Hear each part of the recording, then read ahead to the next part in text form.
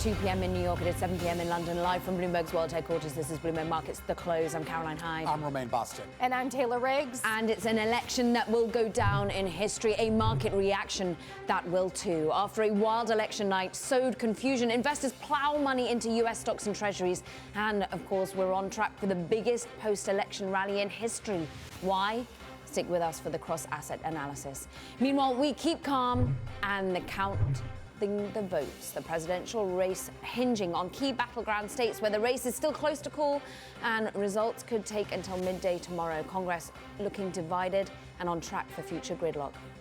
And while the campaigns are saying Biden taking the lead in the critical states of Michigan and Wisconsin, the vice president's team saying it expects to declare victory tomorrow afternoon, while President Trump tries to cast doubt on the count of heavily Democratic mail-in ballots. All that and so much more coming up. And to that end, we have breaking news, Romaine, that President Trump's campaign says it has filed suit to halt the Michigan vote count. This as it announced that it's filing, saying that it has not been provided with meaningful access to numerous counting locations. Romaine. All right, well, still here we are with the undecided election, potentially going to become a contested election, depending on how much merit these lawsuits have. In the next couple of hours, we are hoping to sort of get word out of what's happening in Michigan, what's happening in Wisconsin, potentially in Georgia, and whether that's going to be enough to tip one candidate or the other to enough electoral college votes to claim victory. But the market seems to already decided what it likes. And that is the idea here, folks, that we didn't get that blue wave that a lot of people were sort of expecting here. This idea here that no matter who takes the White House, you still have a divided Congress. And that, at least in the market's eyes, I guess is a good thing. It probably means no major legislation, no major regulatory changes, and to a certain effect, I guess a market environment here that at least for certain segments, certain corners of this market, Taylor, are pretty much green light ahead. Yeah, let's take a look at this, right? Because lower for longer, as you mentioned, Jay Powell isn't going anywhere. We also know, of course, that there might not be a corporate tax increase, no capital gains, so everyone flooding back into the market. It is all about tech and growth. The value trade not happening today at all. Is that white line, that tech, Caroline, really just starts to outpace everything else. I do want to flip up more because the huge story as well today is all about the 10-year yields. We are now down to 13 basis points. It's the biggest one-day drop that I can count going back since April, down to about 77 basis points. Goodbye reflation. We are lower for longer. We are lower for longer. And of course, the Fed later this week. David Kotok, Cumberland Advisors Chairman and Chief Investment Officer, joins us for more analysis. And David, your takeaway amid the confusion? Well, Caroline, I think you guys just opened the show with a summary of exactly where market sentiment happens to be. We essentially have squashed chaos. People can now say it's going to be more predictable.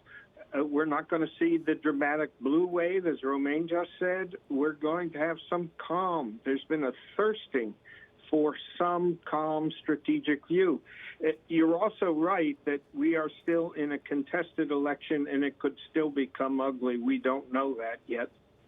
So, David, right now the sentiment is relatively bullish here. I mean, you are seeing investors sort of gravitate to some of the safer names in this market. There's some concern here, too, though, that some of the other policy proposals that maybe the market was looking for, like infrastructure spending and some of the sort of, I guess, broader sort of industrial sort of policies that would lift some of those industrial stocks, that may not materialize based on the outcome of this election. Does that concern you at all, that we're still sort of married to this big tech trade at this moment? Romaine, it does. And it's a very valid concern when you don't know the composition of the Senate. You do know the House is going to be narrow, and it looks like Biden can win, but we don't know for sure. But whatever the composition is going to be, we do not even have a clue about how the advancement or progression of legislation and enabling appropriations can occur.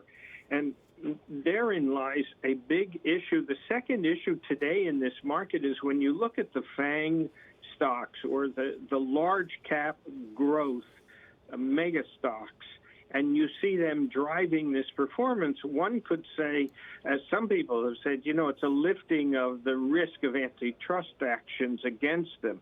But when you compare them, say, with the S&P 600 small cap versus the S&P 500 large cap, the difference today is almost 300 basis points in movement. So that tells you this is still a bifurcated, very concentrated rally. David, the bond market seemed to paint a more pessimistic picture. What is the bond market telling you right now? Well, the bond market is saying the big deficit financing we were worried about won't be as big, and the outlook for growth is maybe tempered here. And so if the Biden program with a full-blown blue wave was priced in at 3 to 4 trillion, lots of fiscal stimulus, clearly the market is saying that's not going to happen. So the pressures on finance are not as intense. I think you said it, Taylor, that Powell is still around. And that's another thing I think folks have to reckon with. Powell is around for at least another year, no matter who the president is. Push us forward, therefore. Tomorrow we have the Fed meeting, nothing expected. But with the all eyes on monetary policy going forward, can it support these markets to go higher longer term into 2021, David? Well, I think so, Caroline. I think the Fed has committed itself to a pathway of these low interest rates. And then you had that Richard Clarida explanation. Here's how we're going to measure inflation. We're going to use the PCE. We're going to use year-over-year rates. And we want to get the average above 2 on a sustainable trajectory before we change this policy. In my history of a Fed watcher, which is getting in close to a half a century, I have never seen such clarity to define policy as we have from this Fed. Yeah. So we now have the measuring stick, we now have the references, and we have the commitment articulated to stick to them. David, I want to draw on your almost half a century of experience here in the markets and get your thoughts here on, I guess, U.S. relations with the rest of the world, particularly when it comes to the economic relationship with China, and whether you think that's going to change based on the outcome of the election. Well, we're caught up in the story of the virus and the spread and in the election, which has been our headlines. But I think what happened in China with Ant and Alibaba, the pulling of an IPO, which had been sold, the regulatory involvement, one of two things is going on in my opinion. One, maybe Jack Ma's in trouble with the oligarchs in Beijing, and they're out to get them. That's a possibility. We don't know. But the other is China is saying we're going to get into the world. We're going to take our domestic bond market and we're going to have an offshore market. We're going to use the Hong Kong conduit. We're going to take our currency into developing world reserve status. We're the second largest economy in the world. And to do that, we need the world to look at us and say, you can believe the numbers. We will regulate finance. And we are a new big player. And we don't need the United States to do it. My sense is there's a lot of thinking like that in Beijing, and this could be the dramatic example at work right in front of us. When you look at that, you say China could get to reserve status and get to be 5 or 10% of world reserves within the next decade. Who do they displace? Yeah. Besides the United States and the euro, all the other players are small. So we don't know, but it's possible here. David, great to have you here on this day, and we hope to catch up with you again once we get a little bit more clarity about the situation here in the U.S. That's David Kotok, of course. He is the chairman and chief investment officer at Cumberland Advisors, of course, a firm which, according to him, he founded, of course, almost 50 years ago. Always great to have him. All right, coming up here next on this program, from election day to election week, we're just going to talk about just how long it might take. We break down where the election stands right now in all of the key battleground states. We're waiting to hear from Joe Biden himself. Plus, a social media warning after some postings there about how Democrats could affect the election. Facebook and Twitter taking action. We're going to discuss the latest for those companies in the labor market on the line. The outcome of the election going to change the complexion of America's job landscape. This is Bloomberg.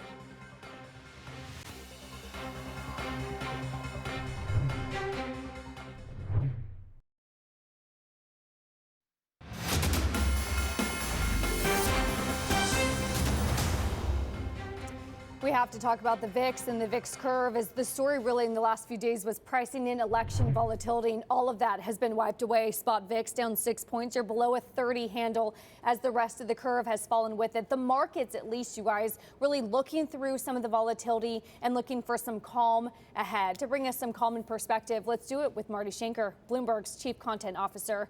Marty, the market's looking through some of the noise, but talk to us about some of the noise that you see within the election. A lawsuit, of course, filed to halt some Michigan counting. Where do you think we go from here in the next few days? Well, I think in the next few days, you're going to hear a lot of back and forth between the campaign of Joe Biden taking a measured, quote unquote, presidential approach, while Donald Trump is huddling with his advisors on the next legal steps.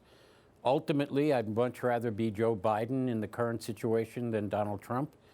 And we'll wait and see after the votes are counted and where things play out and the legal season begins. But I think Joe Biden is the clear front runner to become the next president of the United States. Yeah, I mean, most of the statistics we're getting right now seems to point to that, Marty. There's still going to be a gap between when this election gets called and when, of course, the actual electors in those states have to certify this in December. Is there any chance, given how slim the victory might be for Biden, that those electors might actually break for Trump? Well, I mean, each state legislature has rules about who gets appointed as the electors. There may be legal arguments to be made if they don't reflect the actual results of the election. So I think there's a chance of that, but I think it's slim. I think the real question is going to be what kind of a leader Joe Biden is going to be when you have a Senate that's essentially divided and a House with less Democrats in it than there were before this election. Yeah, so much for the so-called blue wave. Marty, how much policy making do you think actually gets done in 2021? Well, you know, this is an interesting thing, and maybe I'm saying something counterintuitive, but Joe Biden might actually be the perfect kind of leader when you have a Republican Senate run by Mitch McConnell. They know each other very well. Joe Biden ran on the idea that he can create bipartisan policy. And maybe Joe Biden and Mitch McConnell can cut deals. They won't be the deals they would have had with a Democratic-controlled Senate. But it'll be interesting to see whether or not Joe Biden gets a honeymoon in the spirit of bipartisanship. I think that may actually be possible. Marty, just quickly here, you mentioned the House is less blue, and the Senate certainly didn't become more blue. In 2016, we were reminded that the pollsters were wrong. Do the pollsters this time around also need to rethink their strategy? I think it's not just the pollsters. I think we in the media and everybody else who's obsessed with watching the polls almost minute to minute have to reevaluate how that changes your thinking and what your perception of the truth is. Clearly, the polls got it very wrong this time and missed a swath of voters who came out in force for Donald Trump. Marty, I just want to get your take. Biden wins Wisconsin, according to AP. How dramatic is that? That's a pretty important one. So obviously, CNN gave it to Biden a few minutes ago, and ABC has now come in. So that's a critical win for Joe Biden in his quest to get to 270 electoral votes. Donald Trump has asked for a recount, but even Scott Walker, the former governor, says it's really not going to go anywhere. So that's a very significant win for Joe Biden. Marty Schenker, the perfect voice at that perfect moment, Bloomberg's Chief Content Officer, on just 3 hours sleep, powering away. We thank you very much for your time today. Stay well. Now coming up, online misinformation on U.S. election results continues to spread across social media. Twitter and Facebook label President Trump's posts. We'll discuss it next. Stay tuned. This is Bloomberg.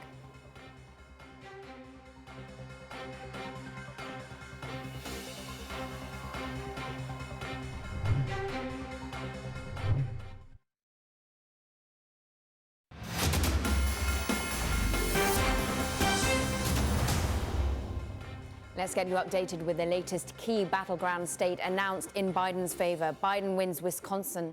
This, according to AP. We now get an updated map. 248 electoral counts in Biden's favor, 214 to President Trump. Stay with us for all the market analysis and the reaction, but Romaine, take it away with some of the top calls. Yeah, let's look at some of the movers today that are out there on the back of analyst recommendations. We're going to start with Amazon, getting an upgrade today to buy from hold. This over at China Renaissance, 4,000. That's the new price target. The analyst praising Amazon as the best positioned e-commerce stock and sees an exceptional entry point for the shares after that recent dip here. Shares up 6% on the day. Next up, Baidu, upgraded to overweight from equal weight at Barclays. 170 is your target, the analyst says. Online marketing service and AI initiatives reaching an inflection point for the company. Shares here up 5%. And finally, AMD getting an upgrade to buy over at Goldman Sachs with a $96 target. The analyst citing valuation after a recent decline and now sees a, quote, compelling opportunity to participate in multi-year share gain. Shares of AMD right now up 6.5% on the day. And those are some of your top calls. Caroline? Some of our top calls, but now we want to focus in on some of the key charts that we've had our eyes on. And for me, I was sort of filled with concern, of course, regarding what might happen on the streets. We run past New York, we walk down Fifth Avenue, you see them boarded up. And I was therefore relieved to see what happened to gun stocks today. They fell dramatically, in fact. And I wanted to shine a light on one of them, this being Sturm Ruger, at one point off by about 9%, guys. So clearly we saw voting pass pretty peacefully thus far. We've seen the chances of a post-election unrest dwindling to a certain extent, lessening consumers' urgency to be buying those guns. Down comes Sturm Ruger in terms of its share price. What a dramatic fall, Taylor. Yeah, and again, we just recapped the headlines. Of course, the Associated Press reporting that Biden has won Wisconsin. Of course, this was a key battleground state that really helped Trump's victory back in 2016. Our reporting showing that Wisconsin voters really have flipped to Biden following Trump's trade war with China, his response to the pandemic. Of course, Wisconsin, 2 additional electoral votes needed remain. So Wisconsin is certainly something that we are following. Right. Our great D.C. producer, though, has reminded us that if the vote is within 1%, you can do a recount. We, of course, have seen some of this in Michigan as the Trump campaign has filed a lawsuit. Right. Still waiting to see perhaps what would happen in Wisconsin. Yeah, I mean, right now we're talking about a difference of about 20,000 votes between the two based on the Bloomberg election tracker. Of course, these still have to be finalized, but you're talking about 10 more electoral college votes for Joe Biden. Of course, 270, the magic number here in the U.S. There are still some key states outstanding. Michigan, of course, Nevada, and of course, we're waiting on Georgia, Pennsylvania, North Carolina, states that are going to, some of those are going to go to Biden, some of those are going to go to Trump. How it all shakes out, Caroline, will be the determinant of the 46th president of the United States. And what we're seeing, of course, in the markets is a reaction not only to the continued uncertainty regarding the White House, but also the uncertainty as to really where the blue wave went and what happens in terms of policy making, whether it's Biden in the presidency or Trump, what is done in terms of the Senate, certainly not moving in the Democrats' favor, and where we therefore go in terms of tax policy, corporate tax rates, not unlikely to suddenly be raised anytime soon. That seems to be a breath of relief to corporate America. That's why we see stocks go higher. No huge stimulus potentially with the gridlock, banks fall, US Treasuries rally. And really, it's talk about this rotation trade, Romaine, whether or not it's on or not. Is that really a good thing, though? I mean, we keep talking about how this gridlock is sort of good for markets. And I guess in the short term, not having, Congress, I guess, having the power to really meddle in anything out there. But over time, we've also seen that, when things go wrong in the economy, sometimes you do need some sort of legislative move or regulatory moves, and without the power to get anything done in Washington, you wonder if that comes back to bite you down the road.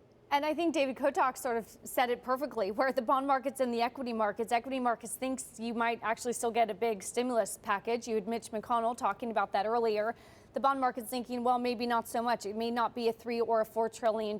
So that reflation trade, Caroline, that you were mentioning, at least the bond market's telling you a much different story. Romaine, to the point of gridlock, of course, all we know is markets like certainty, and they do like a lack of rising taxes and higher deficits, which eventually means higher taxes because someone has to pay for all of that. So perhaps, at least today, that is the knee-jerk reaction that we see.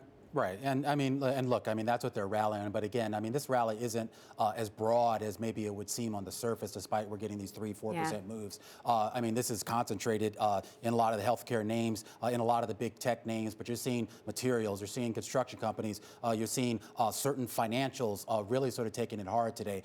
Renewable energy companies. So there's a sole segment of this market right now that's not participating in this rally. The blue wave is a blue fade. The reflation trade not on the agenda. I like that. That's Do you good. like it? Well, come to me for alliteration. Meanwhile, NASDAQ up 4%, and this is what you're speaking to. Big tech's in charge, but big tech is a defensive play. It's a risk aversion play. Money moving out of the banks yet further. KBW index, I mean, look at that, down 3.5%, Taylor.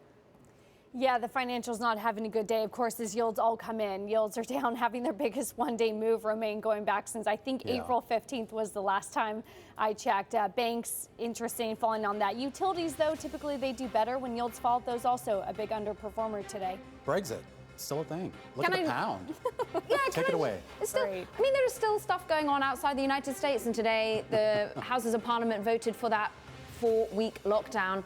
We wait for the Bank of England tomorrow. We wait, of course, for the Fed tomorrow too. This is Bloomberg.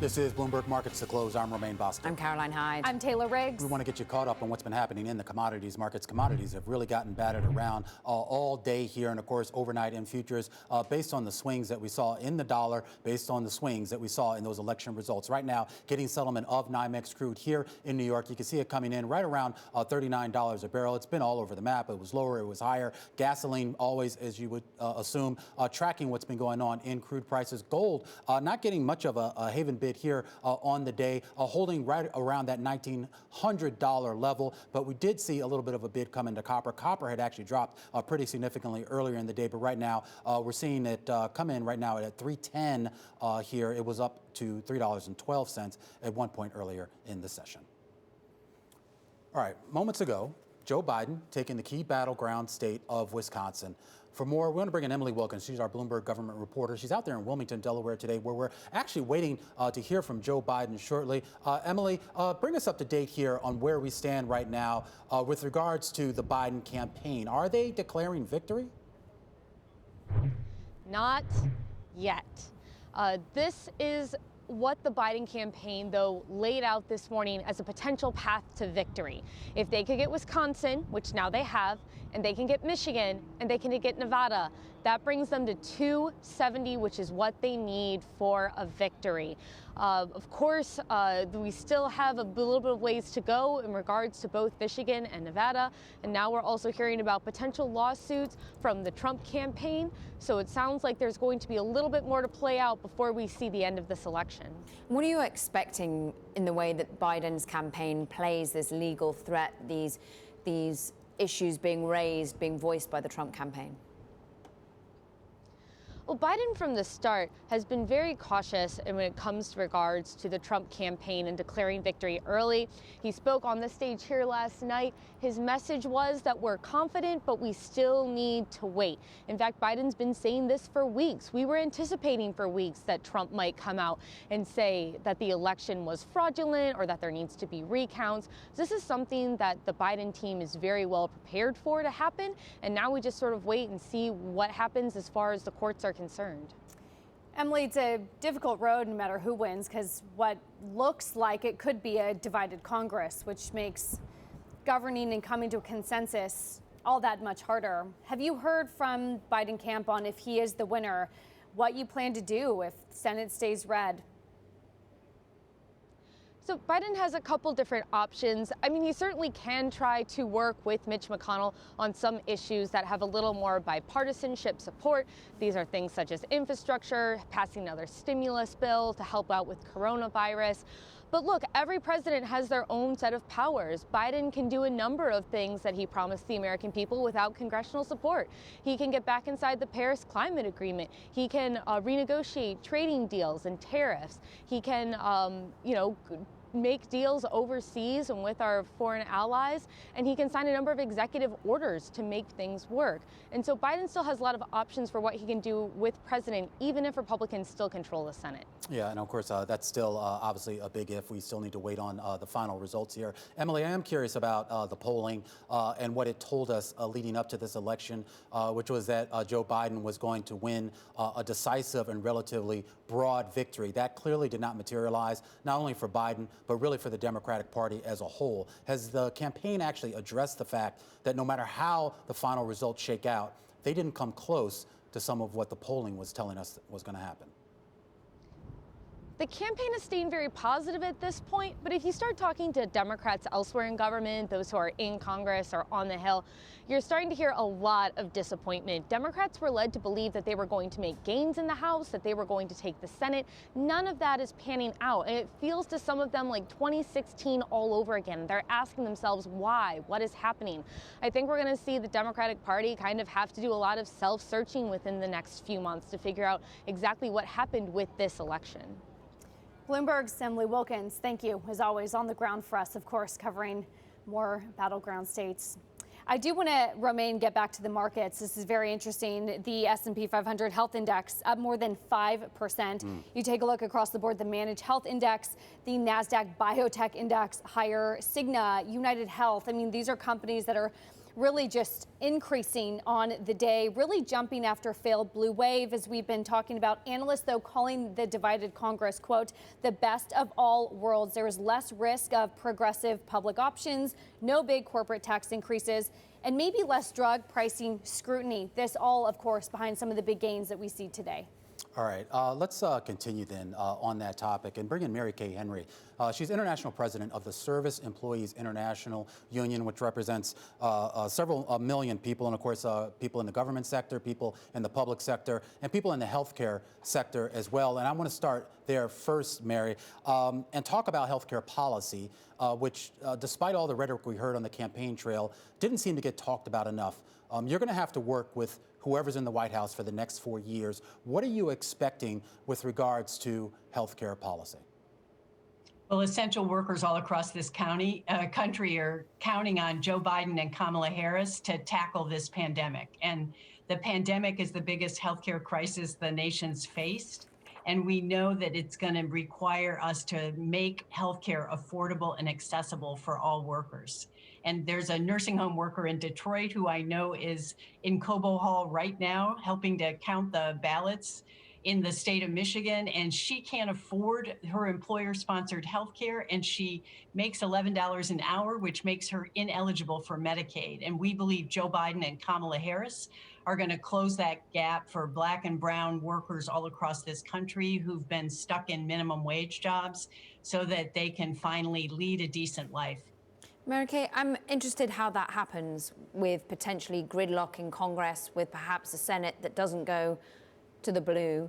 How do they make any sort of progressive changes when it comes to healthcare? Well, we're counting on a Senate where we have the majority, and we are never deterred by the politics of the moment, because we think the fight for 15 in a union is an example of how we can make gains in raising the minimum wage, even with the gridlock in Congress. The voters in Florida just decided to raise wages to $15 an hour, the first time that that's made a breakthrough in the South. And we think the crisis that the nation is facing, given the unchecked pandemic and the need for healthcare coverage, is going to require Congress to take action. Let's talk about the broader outlook for jobs as well. Not raising taxes has made some analysts pontificate that the job environment could be better, perhaps. I'm curious how you're thinking about the job environment, what specifics you'd like to see. Well, we think the crisis in the economy, given the way in which the care and service sector has been hardest hit, the first experience in our nation, that Biden's Build Back Better plan is an amazing step forward in creating 7 million jobs in green infrastructure and caregiving. And the Black and brown women who just showed up in record numbers are doing care work that's never been valued in the history of the nation. And for the first time, a president is going to take action to make sure home care jobs and child care jobs are jobs that people can raise their families on. And he's committed to create 3 million of those jobs. And I just can't believe that we can't galvanize this Congress to back that plan, because it will make every state better. Well, then what's the strategy here for SEIU then? Because, I mean, you're going to get a Congress that is just as divided as it was, the House a little less democratically controlled, the Senate basically about the same based on the results that we think we're going to get here. And of course, the White House, as we have to keep reminding people, still undecided. Is there a strategy here where you think you're actually going to be able to get through your legislative agenda in any sort of meaningful way? Yes, because we are going to have a president that's going to unite the country, not continue to divide it. And the Republicans in the Senate are going to have to make a choice about their political future. And they've got to decide to act with the will of the majority of people who showed up in record numbers in this election and are going to elect the blue wave that matters most to all of us, which is the president and vice president of the United States. And we have to come together to stem the virus, to get people back to work in good jobs that with at least $15 an hour minimum wage and the right to join a union, because all of us deserve to lead a better life. But as Romaine said, it's not certain that Biden will be in the presidency. What if, playing devil's advocate, he doesn't? What then for policy making? Well, we're going to do what we've always done as working people, is we're going to get to work in making change at the city and state level and pressuring Congress to do the right thing. I am curious, final question here. Did unions come out and support Biden last night? Well, we've been turning out in record numbers for the past 8 months. Our union alone did 80 million texts.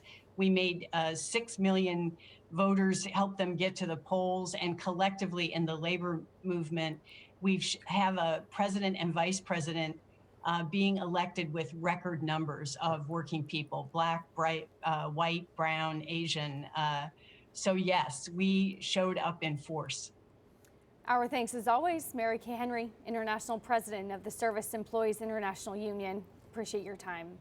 And coming up, local government shelving billions of dollars in bond ballot measures on Election Day, while voters in several states weighed in on key initiatives, all from marijuana to sports betting. We discuss in Muni Moment, all of that next. Chris Brigati of Advisors Asset Management. This is Bloomberg.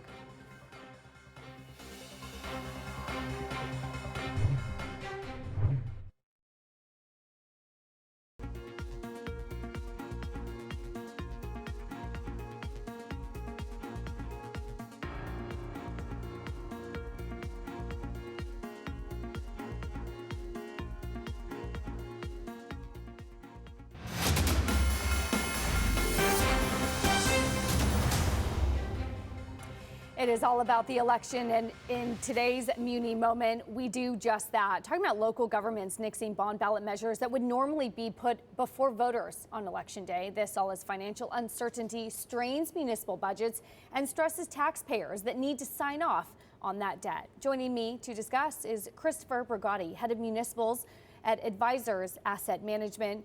Chris, first talk to me about some of the volatility that we see today. Treasuries down 13 basis points in yield. Is that translating into volatility that you see in munis? It definitely is. We're seeing a big uptick in terms of the pricing action in the municipal market. I would call it in solidarity with treasuries. There's not a ton of volume behind it. It's probably about 50% of the volume we would normally expect, but it is heading in the same direction as treasuries. So it's noticeable. I wouldn't say it's a bond grab by investors either, but there's definitely some participation by those seeking to just get some bonds on books. Yeah, munis benefit from higher taxes. If we don't get higher taxes that we thought we would, had there been a blue wave, do munis still perform as well? You know, I think they do, because the other part of the equation is the supply side of the equation. And as we look forward through November, December, I would expect supply to be a little bit lighter. A lot of supply was pulled into October. And therefore, as we head into year end, I would expect some supply to be on the lighter side. Even if demand is stable, I would expect that to be a bonus and a positive in terms of a bullish attitude towards municipal bonds. I want to talk about some of the individual bonds on ballots that we saw in states. New Jersey, of course, coming out and legalizing marijuana. Moody's, of course, saying that this is a credit positive because it's subject to sales tax. But is that enough revenue for some of these states that are facing such big deficits? I don't think it's enough. I think it's a step in the right direction in terms of creating some revenue for them. But if you look at a lot of the initiatives that are currently on the ballot, there's a fair amount that are, I would say, progressive in nature, where they're looking to kind of do what they can to pull money from corporations and or the wealthy via changes in tax laws. Arizona has one on the books, California with Prop 15, for example, and Illinois is looking for some sort of a progressive tax strategy in terms of higher taxes on the wealthy. I'm also taking a look at some of the gambling stocks that we do here. DraftKings, Penn National, those were all jumping higher today. Of course, you had approval in states like Maryland, Louisiana, South Dakota. How much additional revenue boost? And does it make a difference as you think about where you allocate your money if some of these states have legalized gambling? It definitely does. You know, I think looking at years past and what has happened when gambling has kind of come into the foray of the market, and it's a revenue stream that not everyone has. So those that are able to capitalize on that from the state level are definitely able to optimize that. It will help their budgets. It will help them offlay some costs and offlay some budget initiatives. And therefore, it's just a positive. Hopefully, they can kind of keep figuring out ways to drive revenue to their states. And ultimately, the states that need it are the ones that are going to benefit the most. Talk to us about Illinois. Is that a state that you're looking at? Some analysts were coming out and saying that it could be the first state to be cut to junk. This, of course, is they denied approving increases on some of the higher income voters there.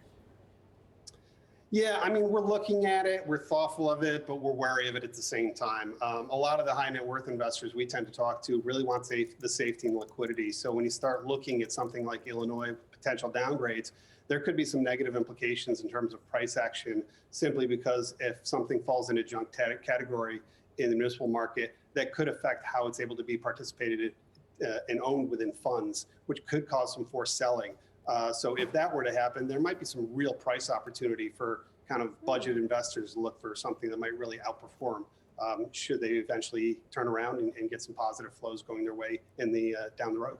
What then is the price opportunity if we do or don't now get stimulus? If there isn't a blue wave, you have a divided Congress, stimulus is less than maybe we thought it would be.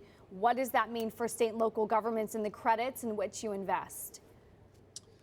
You know, I think it's kind of a fall-on effect. I think a divided Congress creates a little bit of a harder environment for a fiscal aid package to get through and the initiatives to really help either at the individual and or the state or local level. And what that should do is ultimately drive some borrowing needs at the state and local level. And they may have to do what they need to do to raise taxes and negatively impact the individual investor in their states. If that does happen, I think that ultimately is a bullish positive move for municipal bonds, because the tax exempt status of the product and of municipals will then be even heightened further due to the high net worth investors and or anybody in the taxable status in tax brackets needing some sort of a way to offset their taxes will benefit from the market. So overall, I think it could be a positive for the asset class. Positive on the asset class. Chris Brigati of Advisors Asset Management, thank you as always. Romaine, we're ever reminded it comes down to taxes and stimulus, no matter what asset class we look at. Absolutely. Well, coming up, we're going to talk about what else is going on in the market. Believe it or not, there are stocks moving that aren't actually related to what's going on in the election. No. Biogen, yeah, I know, crazy. Biogen, look at that, up 39% here today, and it has nothing to do with Trump Biden. We're going to break it all down for you when we come back after the break. That's our stock of the hour. This is Bloomberg.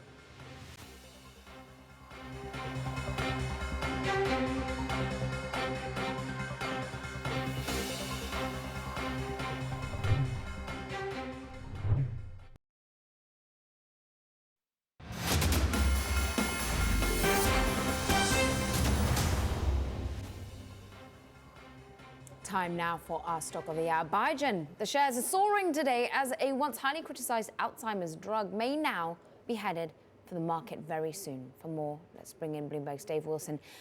This is such an important story, and we almost might lose it on a day of the election, but hope for many, many families. Oh, absolutely. I mean, the Alzheimer's Association estimates there are like 5.8 million people that suffer from Alzheimer's disease, dementia, some kind of related illness. And Biogen's been pursuing this treatment called aducanumab. You know, last year they had given up on it, and then they brought it back after doing some analysis of the data and getting U.S. regulators to agree that there was something worth pursuing. So this year they filed for approval, and it's set for an advisory panel on Friday. They're going to meet and decide, what to do about this drug and, pass along their recommendations to the Food and Drug Administration, which has the final say. Well, today there were staff documents disclosed that were prepared for this meeting. And, among other things, they said that study, that the effect of the drug in the view of the staff members, robust and exceptionally persuasive. That's pretty positive comments about this treatment. And bear in mind, at this point, there's nothing really out there that can treat Alzheimer's in any meaningful way. I mean, drug companies have tried all kinds of medicines, and they've failed in trials. So, the idea that this one may be a success, ultimately, I mean, you can understand why Biogen shares have run up so much. They're headed for the biggest gains since the company went public in 1991. And, what certainly was. What does that mean then for some of the peers, Dave? Yeah, I mean, this is a big day for drug stocks, period. Now, Eli Lilly has a diagnostic agent for Alzheimer's that was approved back in May, and their shares have really kind of been at the forefront of today's gains for drug stocks, along with Biogen. And beyond that, you have sort of the election effect in the sense that if you've got a divided government going forward, which looks like at least a possibility, then maybe you don't get really aggressive moves to rein in drug prices. And so you're seeing gains across healthcare stocks, and drug makers in particular are benefiting from that view. All right, Dave Wilson there with our stock of the hour. Right now, we have some breaking news here. This on the House of Representatives. We're learning right now that Democrats have added another seat. The current breakdown of races there right now has been called so far 200 Democrats, 185 Republicans. You can see the breakdown there in that beautiful red, blue, and white chart. All right. We're going to check in here on what's going on in the broader markets here. Pretty much a risk-on day here. S&P 500 still hovering right around the highs of the day. It was up about 3.5%, but here, I mean, look at this, 2.8% here on a day where I think most people probably would have expected the market at minimum to basically trade sideways, if not down. But here you have it right now, Caroline, a risk-on day. Beautiful green and red chart there too. Meanwhile, we're seeing the dollar off by 0.25%. This is notable. We could be digging into what's happening in terms of emerging markets, and volatility comes down and then some. This is Bloomberg.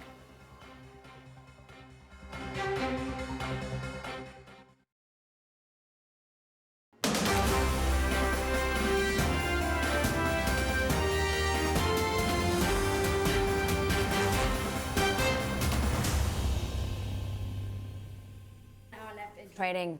Caroline Hyde. Yeah, big tech and healthcare shares rallying on this day. Industrials, though, they're taking a bid lower. I'm Romaine Bostick. And I'm Taylor Riggs. VIX falling as well. And Romaine, like you said, we just have 1 hour left in trading. Here's exactly what we're watching as we head into this huge day of closing bell. Romaine, like you said, take a look and flip up the board. It used to be all risk on. Every sector was in the green. Some of that has come down there where you have a few sectors in the red. Still, as you mentioned, it is healthcare, it is tech, it is more tech, all leading the gains up about 5%. I do want to flip up the board because even though tech is rallying, you're actually seeing long bonds lower for longer because Jay Powell is still in charge no matter who wins, at least for now. The 30-year yield still hovering right above the 50 and the 200-day moving average remain, which of course is at a 150. At 155, a lot of that reflation trade has unwound today. Yeah, that reflation trade, though, is not necessarily just an unwinding. It is a rotation, Taylor. We're seeing that into big tech, and it's setting us up for what now is going to be the biggest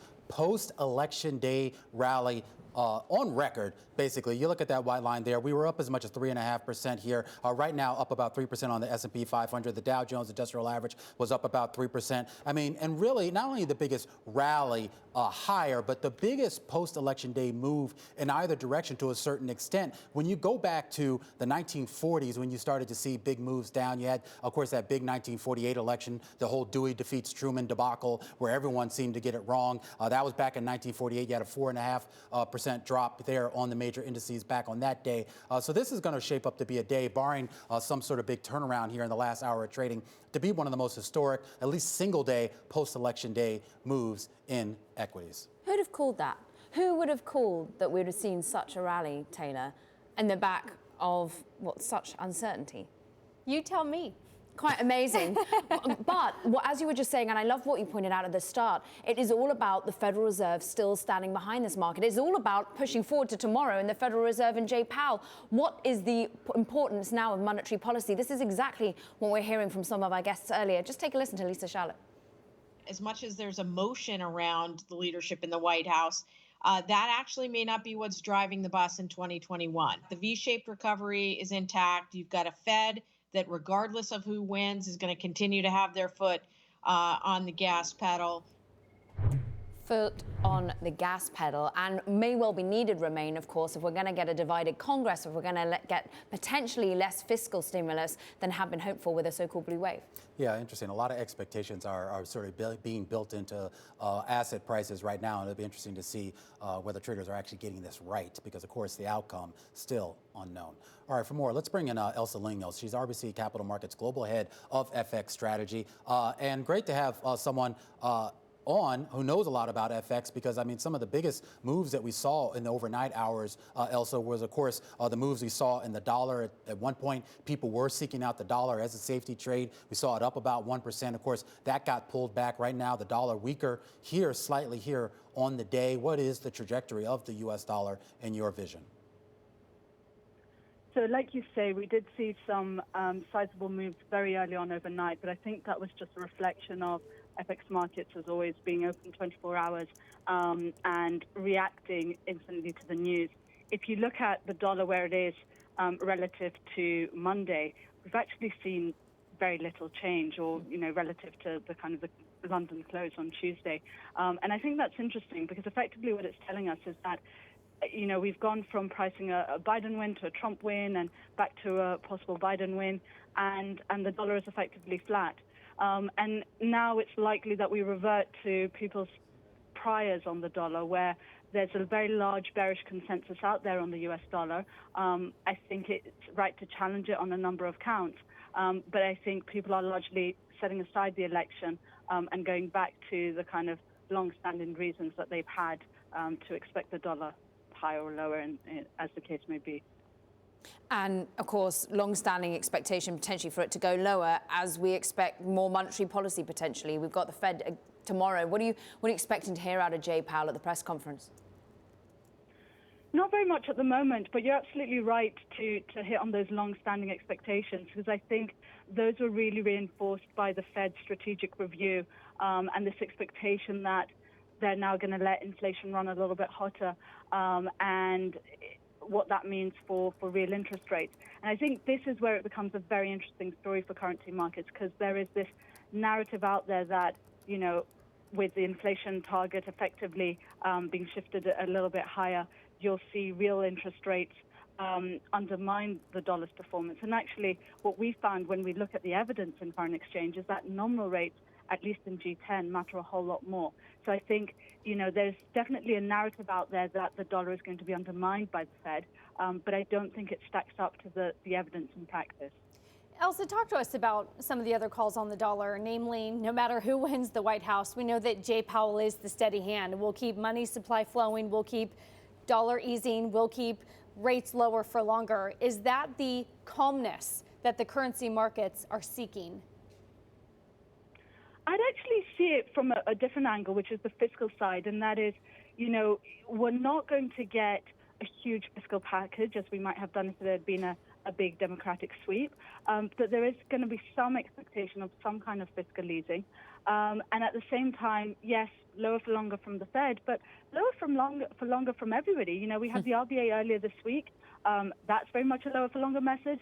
The ECB last week, the same message coming out of there. So on the monetary policy front, I actually don't think it's that interesting a story, because the differences, the relative differences, are actually pretty small between countries. Elsa, do not forget the BOE tomorrow as well, of course. Hey, Romaine. Yeah, I definitely have that on my calendar. I'm going to wake up early for that. They moved it up, Caroline, so you got to be up early. Elsa, in all seriousness, I mean, looking past the election, looking past even Jay Powell and the BOE and all the other monetary policy makers out there, we were talking a lot here about the economic recovery over the past couple of months, and whether it was slowing down, whether this new wave of sort of COVID cases would disrupt it here. from a market's perspective, do you think that's a risk here, a meaningful risk that they need to start preparing for? Yeah, I mean, I think it's clear that, we're kind of coming towards the end of 2020, and we're certainly not where anybody thought we would be at the start of this year, not even in March. Had you told people that it will be November and we'll kind of be going into renewed lockdowns in Europe, most people wouldn't have believed it.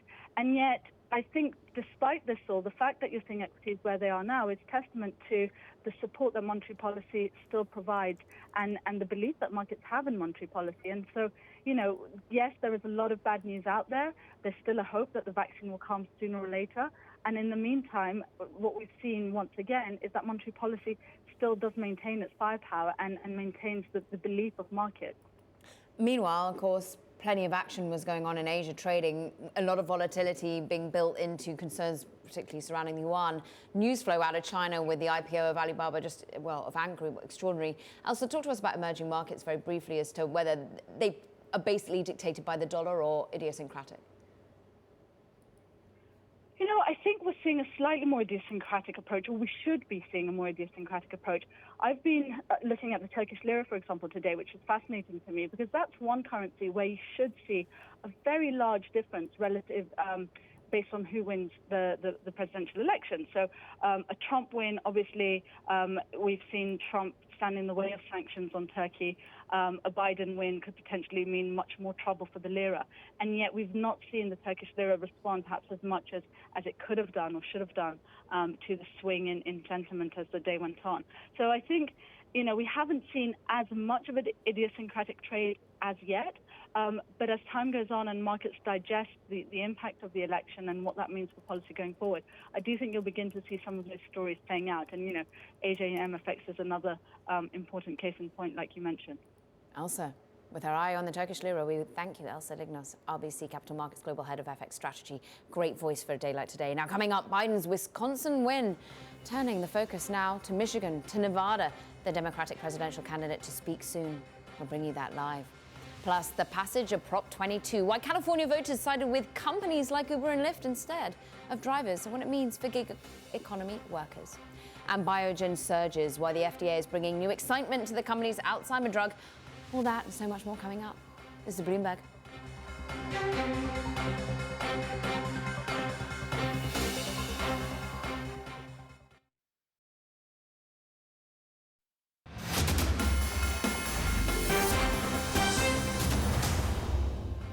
Investors, they've been doing their best to anticipate the outcome of this election. A blue wave got priced in, it swiftly got priced out, and still we wait with bated breath as to what happens with the White House. You still have to wait that bit longer, but to take us through the short-term implications, as well as what we should be thinking about in the longer term, let's get the voice, the analysis of Rob Arnott, his Research Affiliates chairman and co-founder. Big thinker, Rob, we need your voice at these moments. Yes, a big short-term rally, the biggest on record post-election. What do you make of it? How sustainable is it? Well, it's sustainable for a little while. What's often overlooked is that when you have a close, contentious election, market rallies are the usual outcome, no matter who wins. It's not about who wins. Why would this be? Well, before yesterday, 40% of the population dreaded a Trump win, 40% dreaded a Biden win. Both were fearful. Both were likely positioned risk off, not willing to take a lot of risk with their portfolio. By the end of this week, one of those cohorts will no longer be fearful and will be happy to invest more in risky assets. And that pushes markets higher. So the net effect is a rally in risk assets, almost no matter who wins. Anytime you get a close, contentious election, this is a high odds outcome.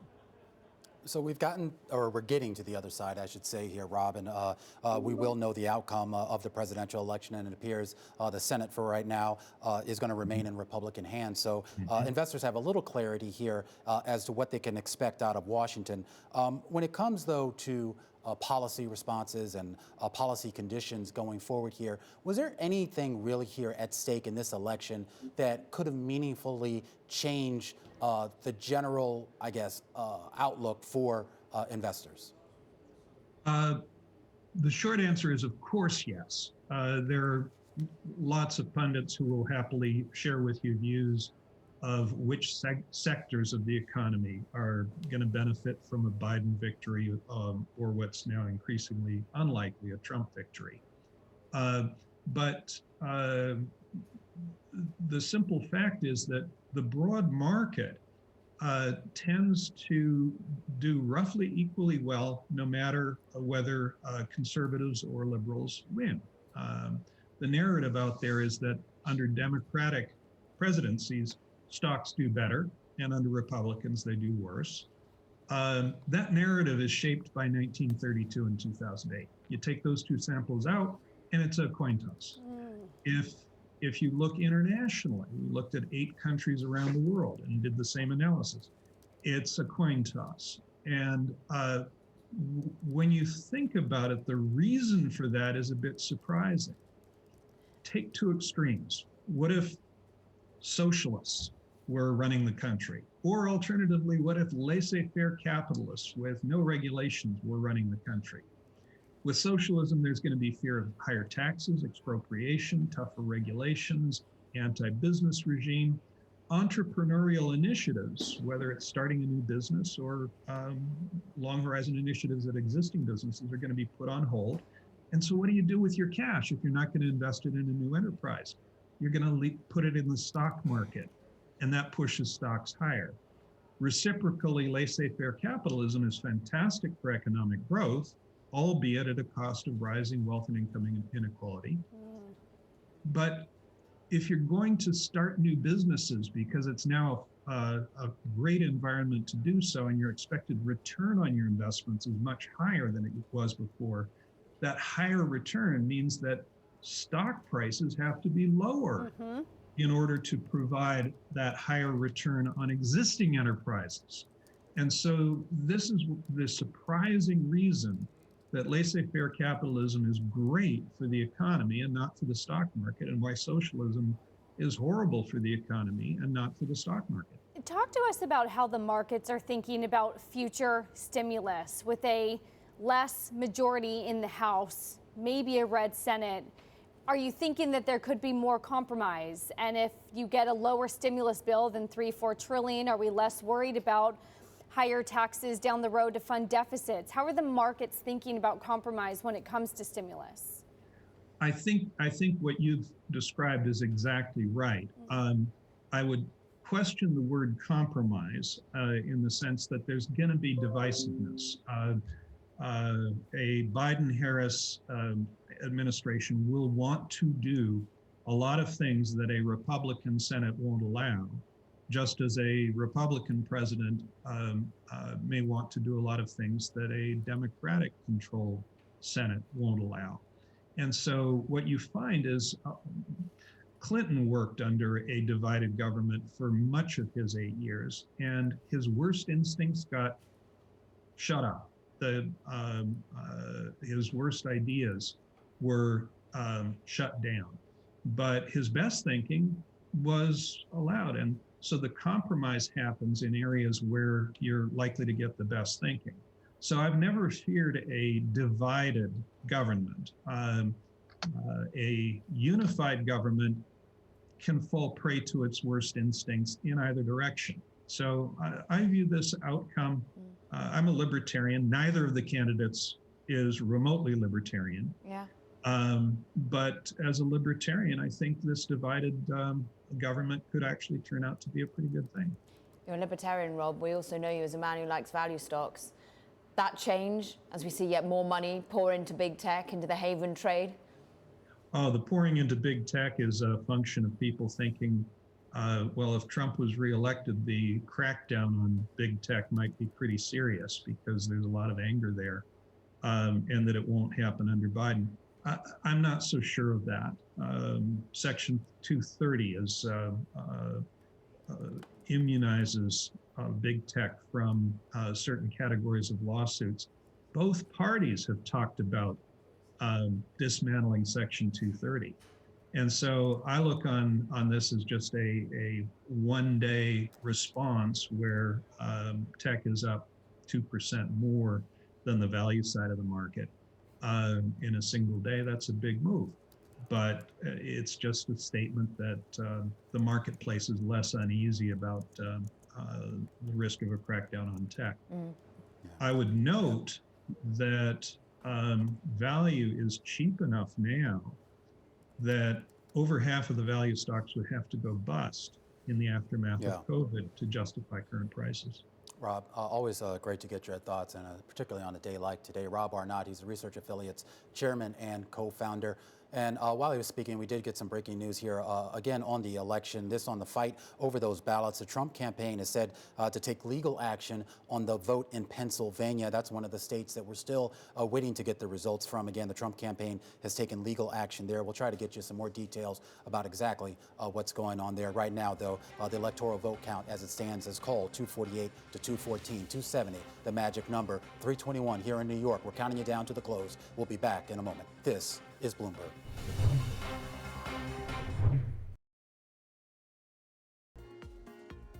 Time now for Options Insight. I'm Abigail Doolittle. Joining me today is Chris Murphy of Susquehanna. Great to have you, Chris, after the election. And my gosh, so much to talk about. Let's start with volatility, because the VIX, I was just taking a look at this, over the last 3 days, the biggest decline going all the way back to October of 2019. And it looks like the VIX could be setting up for an even bigger move, either to the upside or the downside. What are you seeing there? Sure. Yeah, the VIX is down significantly this week. But it is ticking higher over the last few hours, and it's actually still higher than since the beginning of last week and the last 30 days. We've obviously been highlighting a ton of VIX put volume over the last month or so, much of it put spreads and 1x2 put spreads. And then today, the VIX put volume is once again dramatically outpacing call volume, on pace to be the highest since March. Some of it's new buyers, but a large chunk of it was an investor rolling out and down, seller of 75,000 Nov.04 puts to buy 75,000 Dec 22 puts. We think it's possibly to give more time for the election to be sorted out, because volatility likely won't come down a lot more until that happens. Well, let's now bring bonds into the picture, because that's one of the big moves on the day that's taking some folks by surprise, whether it's the reflation trade coming off or perhaps you have a little bit of a haven bid. You have the 10-year yield firmly back in this range. Talk to us about what's happening beneath that relative to traders. Sure. So we've been looking at the TLT here, because we're seeing a lot of put volume. Most of the flow today has been investors closing put spreads that they likely had on for a blue wave, targeting higher yields, including a seller of 40,000 Nov 156, 149 put spreads today. TLT put volume also on pace to be the highest it's been in at least a year.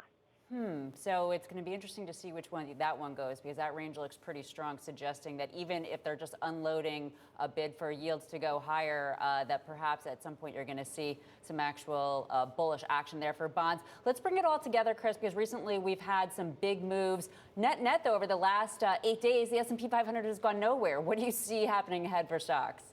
Well, yeah. So, like we said earlier, volatility would likely come in after an election winner is finally determined, but that might take a while. In the meantime, I think there's opportunities for near-term gamma. Just this afternoon, we were looking at the Qs, for example. It's up 6.5% in 2 days, while the Nov 6 straddle is applying just a 2.3% move the rest of the week and a 4% move by the end of next week. So, we might have not moved much in the course of 2 weeks from point to point, but there's been a lot of volatility in between, and I think there's gamma opportunities there. Bottom line, have to stay alert to all of these moves. It's going to be interesting to see how that S&P 500 range breaks. Chris Murphy of Susquehanna, thanks for joining us for Options Insight. And from New York, this is Bloomberg.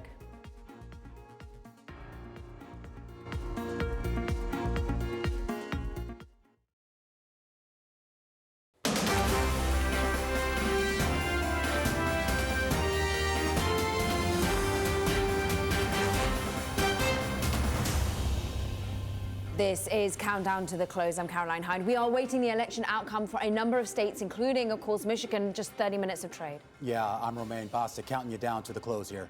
And I'm Taylor Riggs, so let's get right to it. Like we've all been saying, 27 minutes. This is what is turning out to be a huge day for the equity markets, Romaine. But underneath the surface, on an individual sector level, things aren't looking as positive as they were this morning. This morning, we woke up, pretty much everything was in the green. You're starting to get some of the riskier sectors, utilities, materials, a rotation out of those.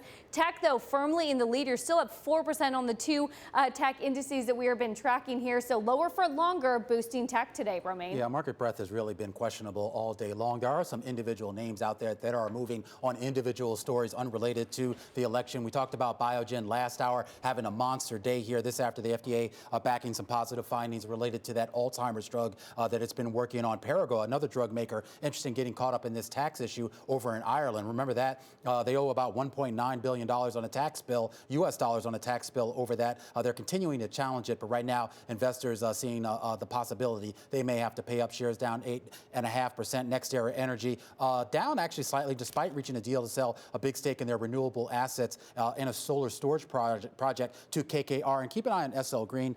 SL Green, of course, one of the biggest commercial property owners here in New York. Of course, they're part of that development of Hudson Yards here, down about 4.8% here on the day. And there's some of the key individual stories, but the key takeaway for me across the market is just the rally and the historical moment that we are in. Yes, history is being made in terms of a presidential election, a Congress divided, but the market is resolutely buying this moment. They are buying, yes, the defensive names, but look at it. We go back. We've never had such a post-election run-up. We've never seen such buying after an election in the whole of U.S. history. I know it was a chart you focused on earlier, Romaine, and I steal it for this half of the hour now. Yeah, and as we try to sort through, I mean, just a lot of noise about these election results. We are getting some headlines. This coming from the Trump campaign itself. Now, the Trump campaign says it is declaring victory in Pennsylvania, though we should point out there has been no verification of this from independent sources. So they're basically making a claim about that Pennsylvania race that has not been called by anyone else. We should also point out there was a headline moving earlier that the Trump campaign, I should say, was actually making a legal challenge to the Pennsylvania vote.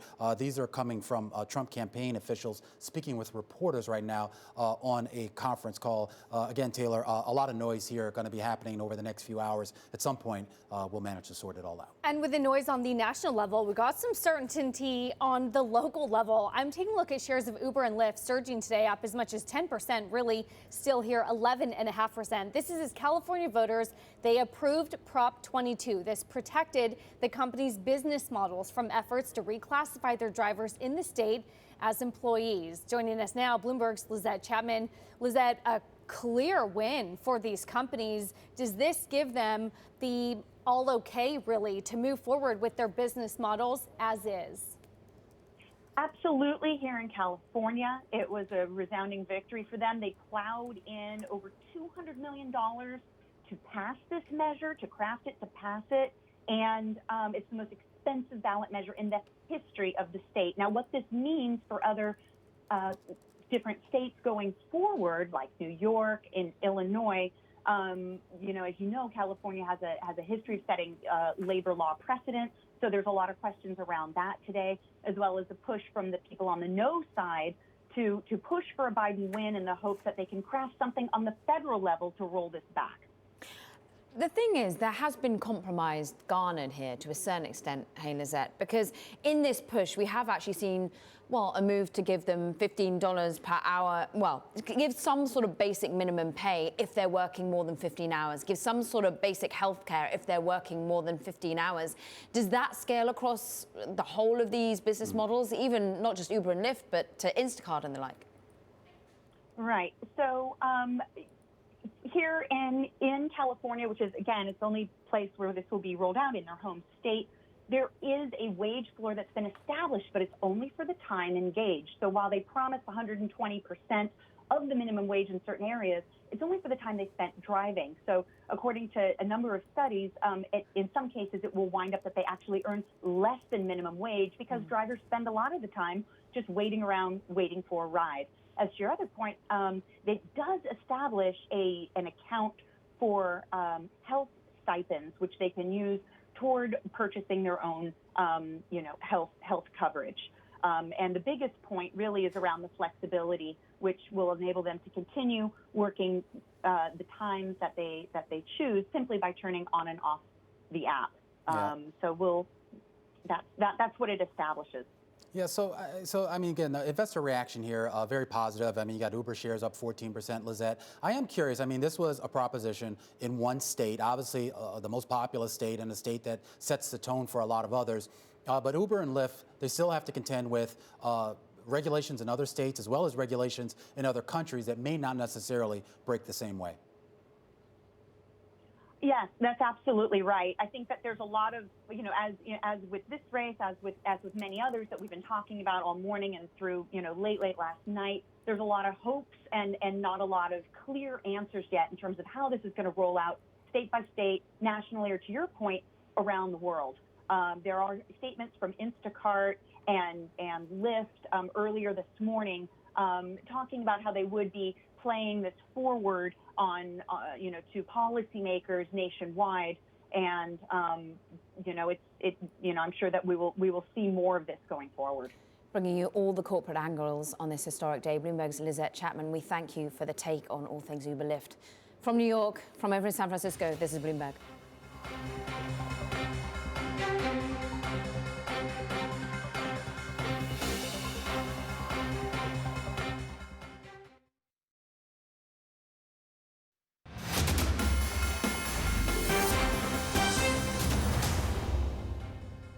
This is Bloomberg Markets The Close. I'm Scarlett Fu. It's time now for some ETF intelligence, where we evaluate market developments through the lens of exchange-traded funds. And I've wrangled Bloomberg ETF guru Eric Balchunas to track the ETFs to watch as the election drama unfolds.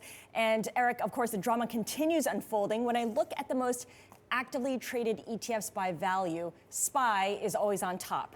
That's normally the case. But the second most active today are the Qs. And the uncertainty, of course, is a big tailwind for mega cap tech, but also a headwind for the rotation into cyclicals and small caps. And we're seeing that play out today.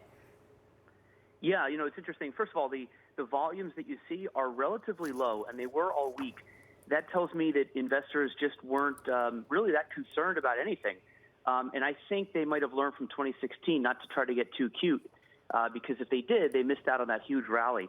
And last night when it looked like Trump was going to win Florida, it seems like the Qs just went crazy. And then when it turned, I thought, well, that trade might go away, but it didn't. It just kept going up, and it's up like 4.2% today. That's amazing. I think it really has to do with the fact that people are really excited about this trade, and with maybe a divided government, you might have nothing happen. And then also with the potential for more lockdown, you might have work from home stocks, some of which are in the Qs do well. But, this thing is a little out of control. I looked, the Qs are 20 years old. Mm-hmm. They average about 8% a year, and they're now up 30% during a pandemic. This trade does seem a little long in the tooth, though. Yeah, and we should note that in the pre-market trade, Qs were more actively traded than SPY. Now, the prospect of a blue wave has faded, and with it, a massive fiscal stimulus. We've got the Fed meeting tomorrow, and I've been reading about how if Powell doesn't sound sufficiently dovish, promising more stimulus, it could turn risk off very quickly. Where does that leave HYG, which was a huge beneficiary of the Fed's decision to backstop credit markets back in March? Yeah, HYG and LQD are like twins. Watch the flows on these. They move in tandem, and there was a bunch of outflows before the election. I think some profit taking was going on, but now there's money coming back, and they're rallying. So it looks like they're anticipating a dovish Fed. And that's one thing we said in a note yesterday, which is to ETF investors, I think their president is Jerome Powell. As long as he's not going anywhere, they're happy. They're going to continue with a lot of these risk-on assets and not really panic at all. All right, and Eric, a Biden victory was seen as a huge boom for emerging markets and especially China. But even this morning, when we really had no clarity on who would take the Oval Office, FXI and EEM were both higher. Regardless, they actually haven't been down all day. This is amazing. If you're an EM investor, this has to be such a sight for sore eyes. This area has been, both of these have been completely rejected by U.S. investors all year. But like you said, a weaker dollar, there's also maybe less tension of trade talks if Biden takes this. But, FXI and EM, besides the tech version, the tech trade over there has been awesome. But the FXI and EEMs of the world have really struggled. And both of those saw a huge jump in volume as well. So it's possible that is a trade to watch because it would have a lot of room to run if it keeps going. Yeah, we also got to keep an eye on the developments with Alibaba and Ant too, because it makes up a big part of those funds. Let's talk about cannabis. It won big in all 5 states that had marijuana on their ballots. It feels like it's buy on rumors, sell on news though, given how we're seeing declines in some cannabis ETFs, but not all. And it depends on what the ETF covers, right? Yeah, that's a great point. Taking a step back, I think when Jersey approved recreational usage, that seemed good, but again, divided government means they're not going to change the federal laws on cannabis, and that's bad. And so what we saw is MJ and a couple of them take a hit today. The one thing you should know is MJ is largely Canadian cannabis stock. The one we like is MSOS. This is all U.S. cannabis, and if and when the U.S. does change those federal laws, look out. There's a big growth opportunity here because of the size of the U.S. market. So MSOS is actually up 8% in the past 2 months, well over MJ. So there's a lot of disparity in the, you got to really choose wisely when you're in the cannabis ETF area. Yeah, got to look under the hood. And of course, a quick mention there of TAN, which is of course unwinding. It was a beneficiary of that idea of a blue sweep. Eric Balchunas, thank you so much. Caroline? Let's get back to the main indices as well, because tech is your outperformer. Is it a haven trade on a day like today? Banks sell off. This is Bloomberg.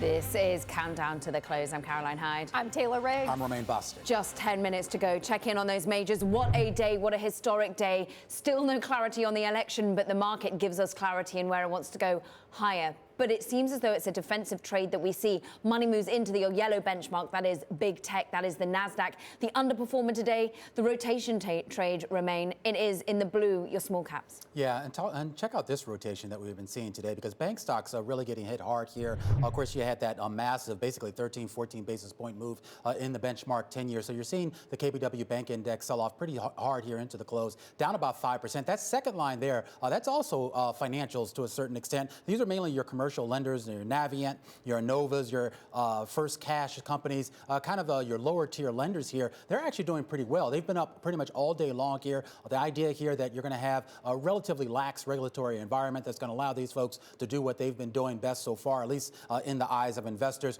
Healthcare stocks have really been on fire pretty much across the board, whether you're talking about the managed care companies, hospitals, insurers, a big pharma, all up significantly on that day. The managed healthcare index today, right now, looking to close at a record high. And then finally, you can see at the bottom a lot of the application software names, that rotation into some of those big techs, the perceived safety of some of these companies that, at least in the minds of investors, Taylor, are going to be sort of immune to any other swings in the economy. It's sort of the rotation that's the opposite of what we've been talking about. So let's get more analysis on this. And for that, we go to Kristen Bitterly, head of Capital Markets Americas at Citi Private Bank. Kristen, just talk to us about the markets today. It sort of seems like the markets are looking past all of the jitters, all of the election volatility.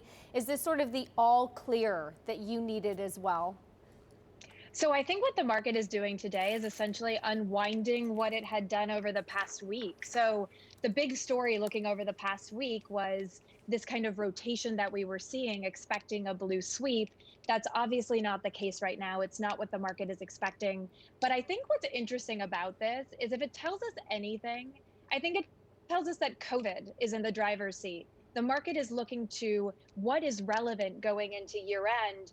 And it's really what's driving the economy, what's driving the market is COVID, which is why we're seeing this defensive play, why we're seeing the outperformance of NASDAQ, why we're seeing that pressure on 10-year rates. It's all the market feels like it's going higher, it's actually the defensive risk off acknowledging COVID.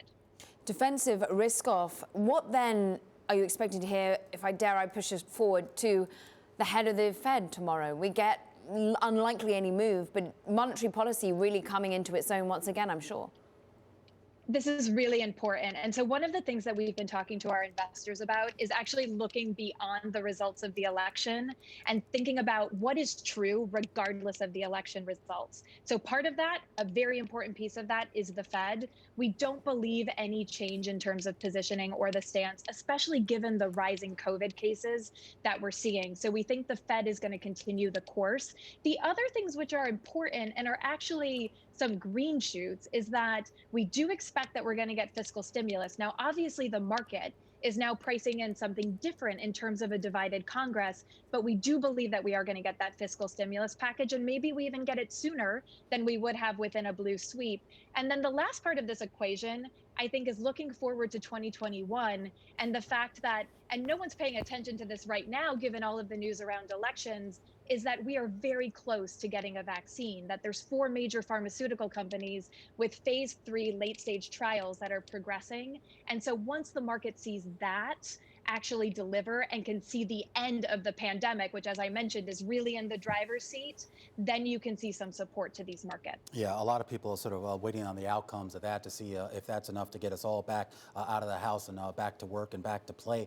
Kristen, I am curious, though, about the fiscal stimulus side of the equation, really just about the economic side of it. I mean, we did hear from Mitch McConnell a little bit earlier saying that he was actually on board with trying to do something before the end of the year, so before the new Congress comes in.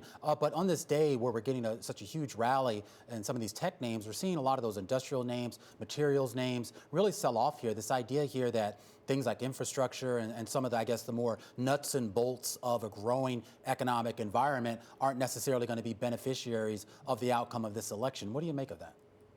And so I think, going back to what I said earlier about this defensive kind of risk-off play when we see this rotation, at Citi Private Bank, we basically broke down the world into what we call COVID defensives, COVID cyclicals. You can call them COVID winners, COVID losers. And so all of the price action that we're seeing is focused on those sectors that are effectively, they have a tailwind from the pandemic, the work from home, stay at home. All of the sectors that are getting hit are actually within the cyclicals. And so that rotation that we're seeing today really does mean that COVID is in the driver's seat. And for that to reverse, what we need fiscal stimulus because we need that bridge financing. And like I said, any positive news when it comes to the pandemic and the abatement of the pandemic is when we'll see that rotation, and it will actually happen very quickly. All right, we're speaking here with Kristen Bitterly, head of capital markets, Americas over at Citi Private Bank. Counting you down to the close here, a little more than 4 minutes to go here. S&P 500 now up 74 points. The Dow up 365. And Taylor, your 10-year yield right now, wow, down about 13 basis points. I know, it is unbelievable, sort of the breakdown in correlations that we've seen. It was only a few days ago when we thought the 60-40 portfolio wasn't working at all, and now it's all working together because stocks are rising and bonds are rising. And we show that in this chart here that we're showing inside the terminal here, where you've seen stocks go up and bond yields continue to fall down. This in part thanks to what Kristen's saying about the Fed. They're here to stay. I do want to flip up the board despite all of the different news announcements we have today. We're in the middle of earnings, and you guys, right after the bell, it is my stock of the hour. It is shares of Qualcomm. Analysts really looking for strong forecasts for the first quarter. Look for a boost, of course, given the iPhone 12 delays that should now be pushed out forward. A sweet spot given where we are in the 5G. And of course, fourth quarter revenue, look for that to be at about $5.9 billion. Earnings per share $1.20. Qualcomm is my stock of the hour on this big banner day. I do want to flip up the board, and Kristen, come and jump back in here with me. This is a board that we're showing about, really highlights what you were saying is, regardless of what happens with the elections, Jay Powell is still very much in control. As he increases the money supply, so too does the S&P 500. Can you calmly say that, again, regardless of what happens, it is exactly what happens if you have Jay Powell and his steady hand and unlimited QE? I mean, look at the market action today. I think what we have to, the way that the market is digesting what appears to be a split Congress and appears to be a little bit of gridlock, I think it's starting to price in some of the things like beforehand it was looking at, would tax reform be rolled back? Would we have a higher tax environment? All of a sudden, that's obviously pouring into big tech and healthcare, which is some of that rotation that we've seen. But yes, ultimately, if the Fed stays course, ultimately, if we have an abatement, we have good news about the vaccine and the pandemic, that is ultimately what's going to support the markets and the economy. So I think the market is starting to digest that no matter the outcome of the election, there is a constructive sentiment here. Kristen, it is quite phenomenal, though, as we head towards this close, but 1 minute left to go, that we've got the biggest rally ever in terms of post-election data that we have. Could you have called this? What were the calls that you were getting from your clients last night and today look like? I have to say, I don't think anyone called this. If anything, if we were going through the different types of scenarios during election day, post-election day, everyone said that the one thing that would drive volatility into the market would be that we wouldn't know who the winner is, that there's a potential of a contested election, and that the market was really trying to favor a blue sweep. So I don't think anyone was calling this rally that we were seeing. Looking at how the actual sector action is breaking down, does it make sense? Sure. I actually think that you at Bloomberg have done such a great job talking about this over the past couple of weeks, that when you're trying to follow the price action day over day, it's really the market action and then the narrative in terms of making sense of it, as opposed to the narrative then driving the market action. But it is quite amazing to see this rally across the board and this massive outperformance of the NASDAQ today. Yeah, Kristen, we always welcome compliments for our work, so we thank you for that. Always. All right, we're in conversation here with Kristen Bitterly. She's helping us count down to the close, head of Capital Markets Americas at Citi Private Bank. Going to get back to her in a second. 30 seconds ago, and Caroline, you mentioned it. Basically, this is going to be the biggest one-day post-election day rally on record for a presidential election, we should point out. Rally on record, S&P 500. Right now, well, actually, maybe not. The S&P 500 actually selling off a little bit here into the close, only up about 2.2%. I believe the record would have been around 2.6%. So still a pretty impressive day here all around. The NASDAQ up almost 4%. Dow Jones Industrial Average up 374 points. And I should point out too, Caroline, the VIX, one of the, of course, the broader measures of volatility here, back below 30. Quite amazing. The volume's up 30%. On your usual average for the S&P 500, up 21% for Dow Jones Industrial Average. Quite amazing. Goodbye, blue wave. Hello, gridlock. And the market seems to like it, Taylor. And we're buying bonds and full faith and credit. We're also buying investment grade and high yield. Remember, LQD, that biggest corporate investment grade ETF, had seen the biggest outflows ever. $1.4 billion. You're up 1.5% today. High yield ETF up 1%. That is the risk on tone within the bond market. Yeah, and that risk on tone, I mean, we should point out, I mean, we saw, you mentioned it a little bit earlier, Taylor, of course, a lot of those casino and betting companies are really on fire. Bets, the main ETF that tracks that up. We had the S&P 500 managed care, healthcare index. That's up 9% here on the day. Pharma companies up 4% here on the day. Home builders, guys, rallied 6.5%, at least based on the main S&P measure that tracks that. And of course, we are waiting potentially for Vice President Biden to take to the stage. We're expecting an update as we continue to keep calm, keep counting, and see how this election continues to pan out. Keep calm and carry on. Is that a British euphemism? Very, and we use it daily. All right. What's going on with Brexit, by the way? Still you're going to have to update us on that later. Pound down, right, guys. You missed that story. Okay. Are my producers furiously telling us to get back to our guest, Kristen Bitterly, head of Capital Markets Americas over at Citi Private Bank, waiting patiently for us to finish our witty banter. Kristen, looking forward here beyond the election. I mean, we obviously still don't necessarily know the actual outcome, but we have a general sense here of what Washington is going to look like. We have a general sense here of what monetary policy is going to look like. And based on what you were saying earlier, we probably will get some clarity soon as regard to COVID-19 and the treatments and vaccines that will be available here. Does that mean the economic recovery, as being priced into this market, is firmly intact? I think so. There's really this trifecta that we keep talking about that's going to drive markets and support markets. One, we're going to have the conclusion of the election.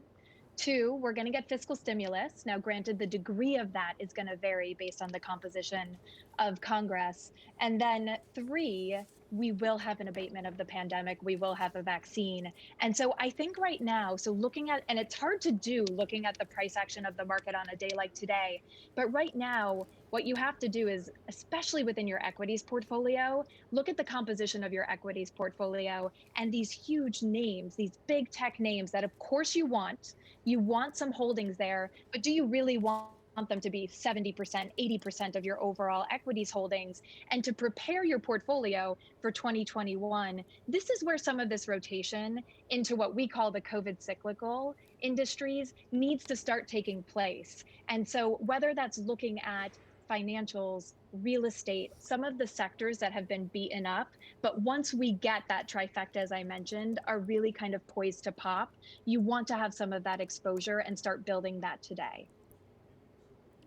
Taylor, I think we got some breaking news here in Qualcomm. Yeah, let me go right in on Qualcomm because like we said, when it was our stock of the hour, it's all about that strong forecast, and boy, have they done it. They're now looking at the first quarter revenue to be anywhere from $7.8 to $8.6 billion, well ahead of analyst estimates who were looking at just a $7.2 billion in revenue for the first quarter.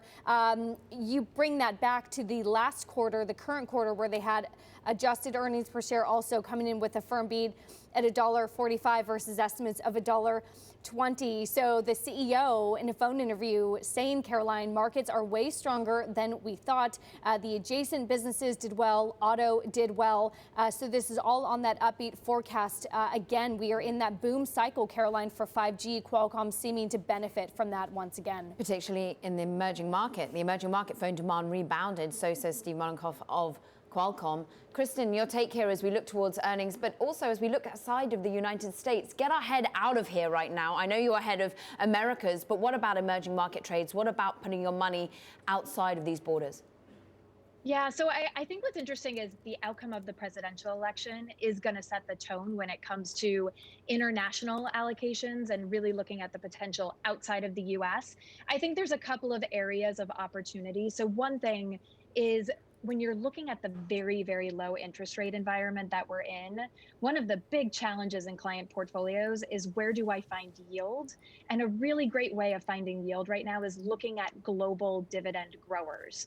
And so these are companies that have strong balance sheets, that have tight credit default swaps, that have been consistently growing their dividends. Now, interestingly enough, because of that COVID defensive play that I've talked about, they've underperformed this year. But if you look over the past 30 years, these companies, these global dividend growers, have actually outperformed 24 out of the past 30 years. And so that's an area where we're adding capital, addressing that really kind of lack of attractive yield within our clients' portfolios and going international. Yeah, that's an interesting play here. So, I mean, the last time that we saw that kind of underperformance of some of these names, it was kind of during the height of the dot-com bubble. Is that sort of, I guess when you get to some valuations here and some of those momentum names and those tech growth names, for lack of a better description, is that sort of the signal or the time maybe where folks maybe need to start that rotation into those global dividend names?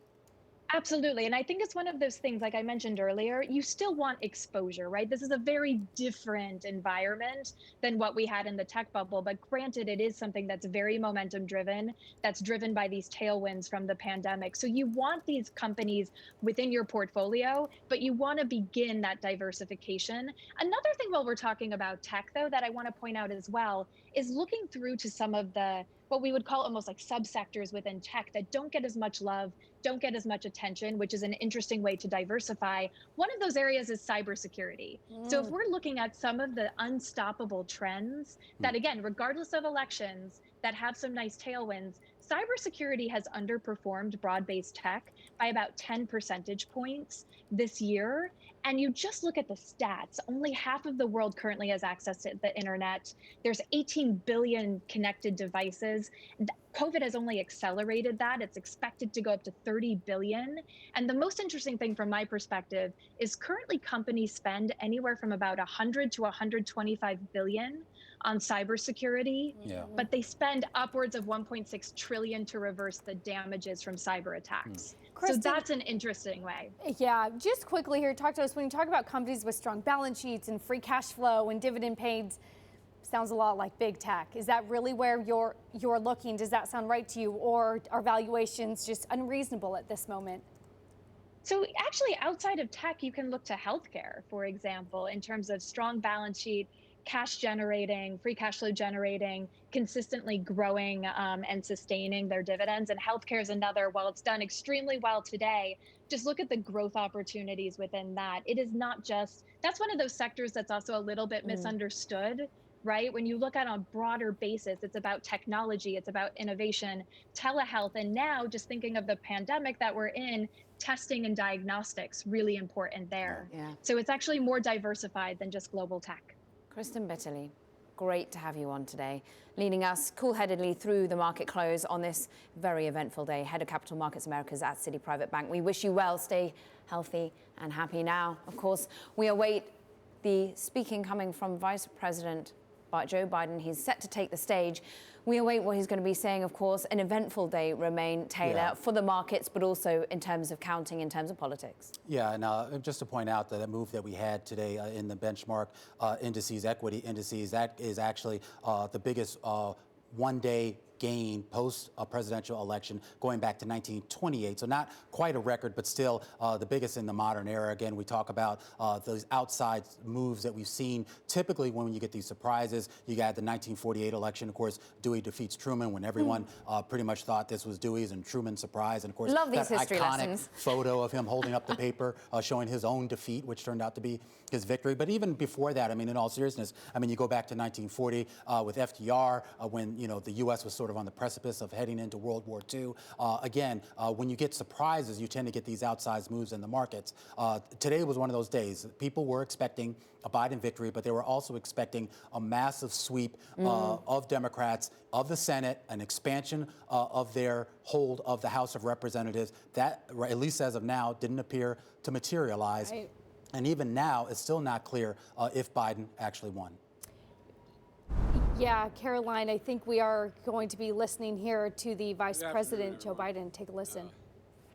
Kamala and I are here to make a brief statement, and I'm sure we'll have more to say later, and either tonight or tomorrow.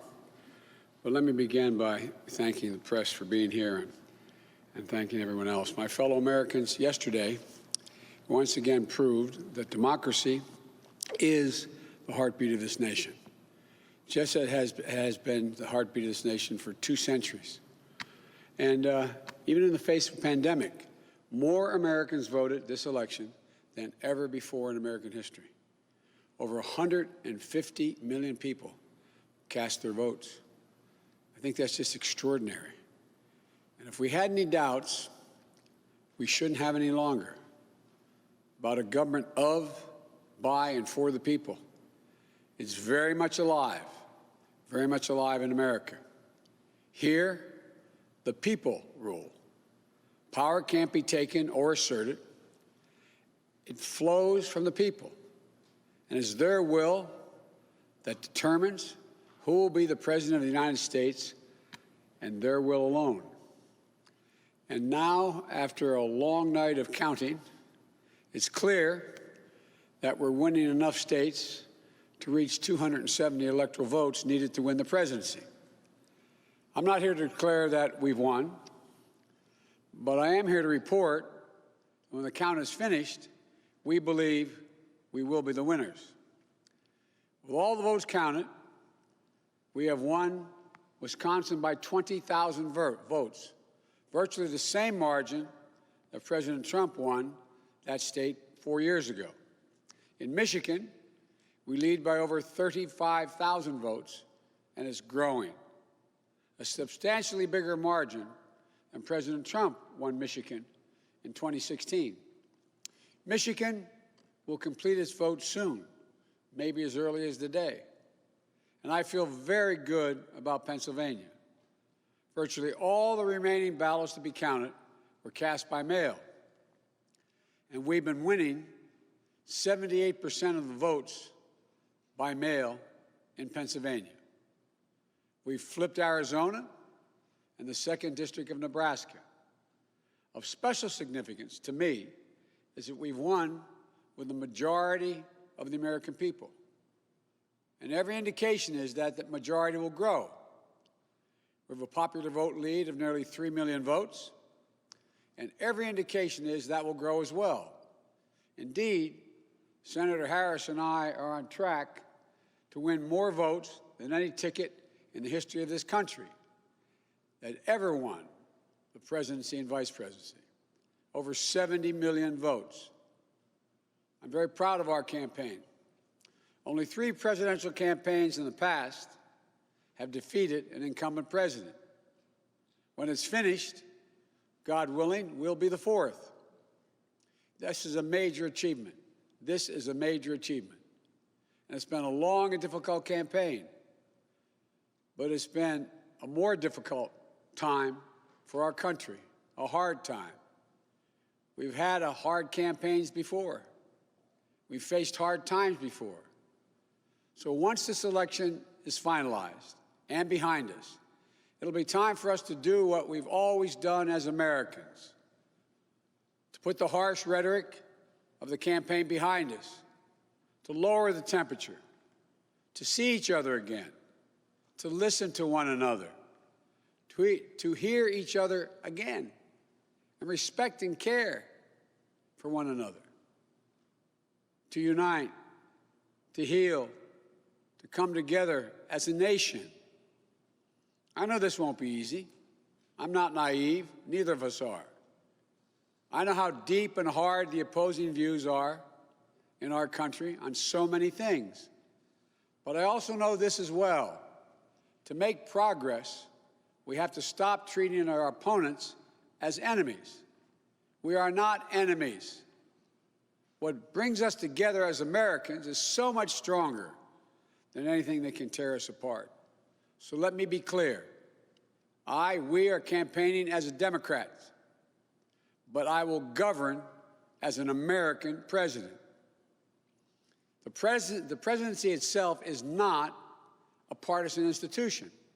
It's the one office in this nation that represents everyone. And it demands a duty of care for all Americans. That is precisely what I will do. I will work as hard for those who didn't vote for me as I will for those who did vote for me. Now, every vote must be counted. No one's going to take our democracy away from us. Not now, not ever. America's come too far. America's fought too many battles. America's endured too much to ever let that happen. We, the people, will not be silenced. We, the people, will not be bullied. We, the people, will not surrender. My friends, I'm confident we'll emerge victorious. But this will not be my victory alone or our victory alone. It'll be a victory for the American people, for our democracy, for America. And there will be no blue states and red states when we win, just the United States of America. God bless you all, and may God protect our troops.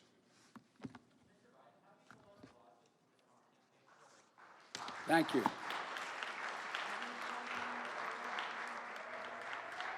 All right, we were just listening there to the Democratic Party's nominee for President of the United States, Joe Biden, of course, a former vice president under Barack Obama, there with his running mate, Kamala Harris, saying that he is not there to declare victory, though he does say that he is confident about the results coming out of places like Pennsylvania and Michigan, and that he thinks that that will seal a victory for him. Right now, he has 248 electoral college votes based on the races that have been called so far.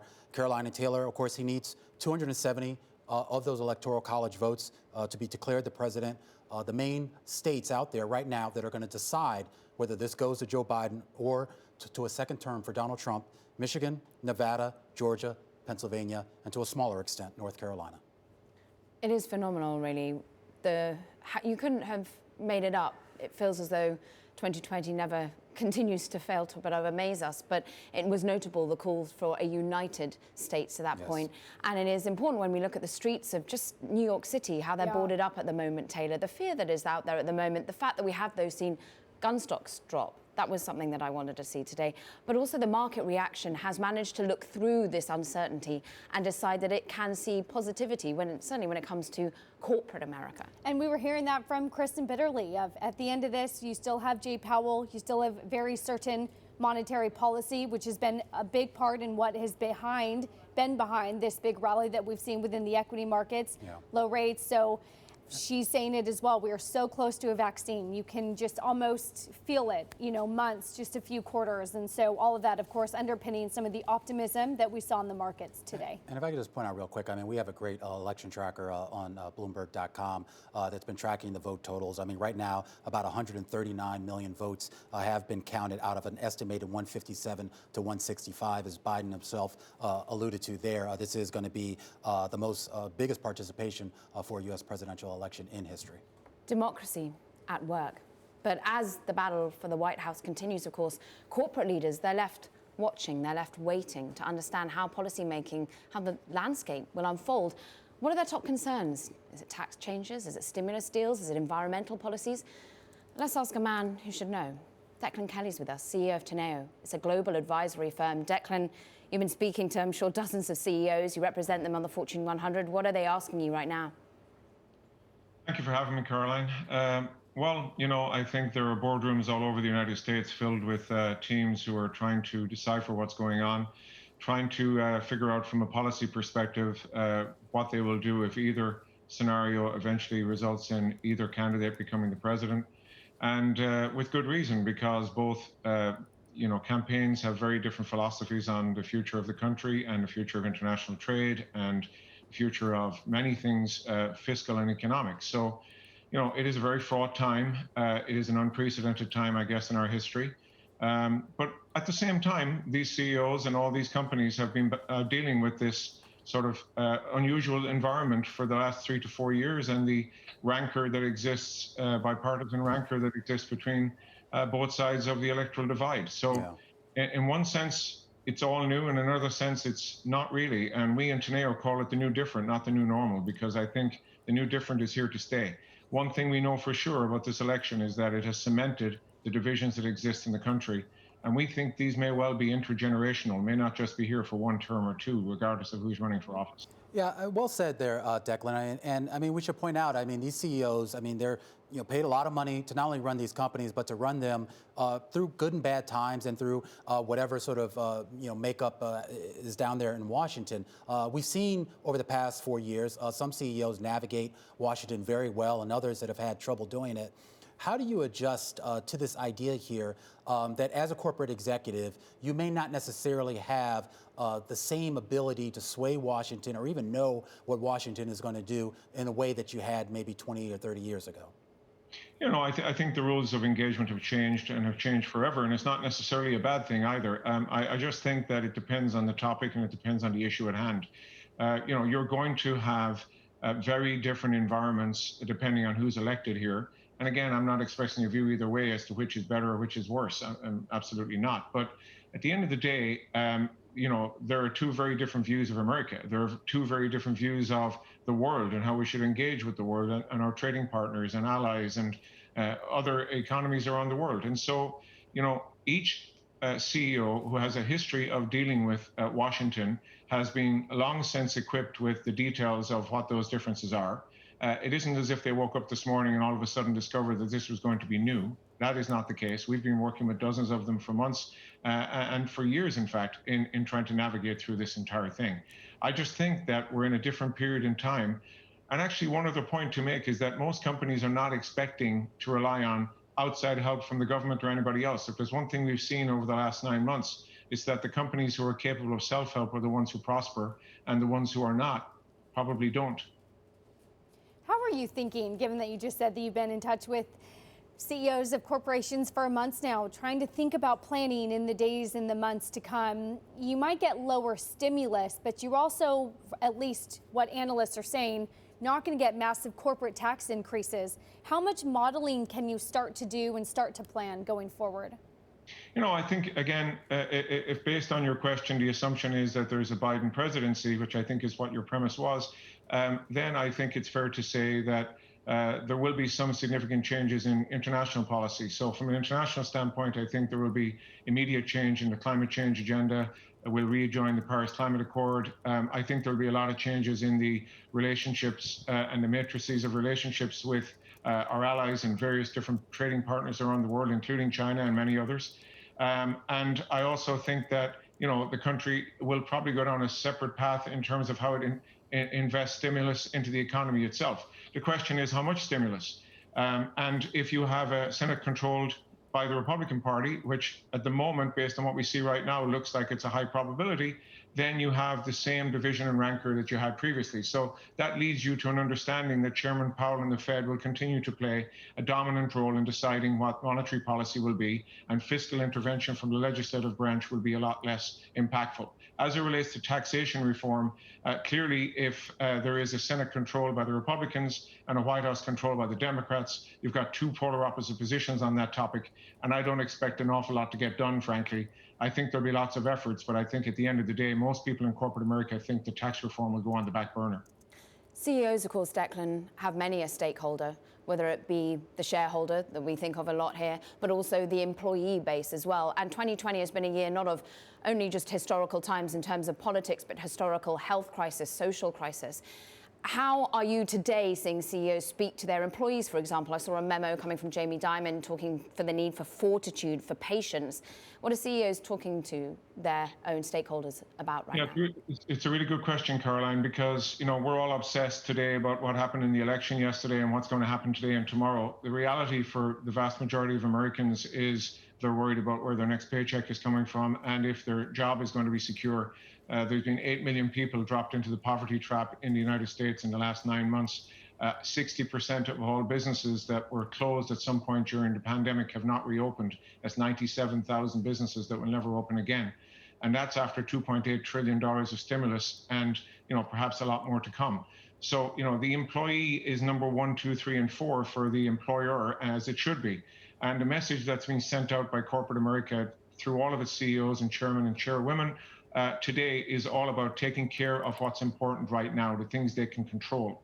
COVID is at an all-time high in terms of the current wave. We just hit 100,000 people last Friday in one day.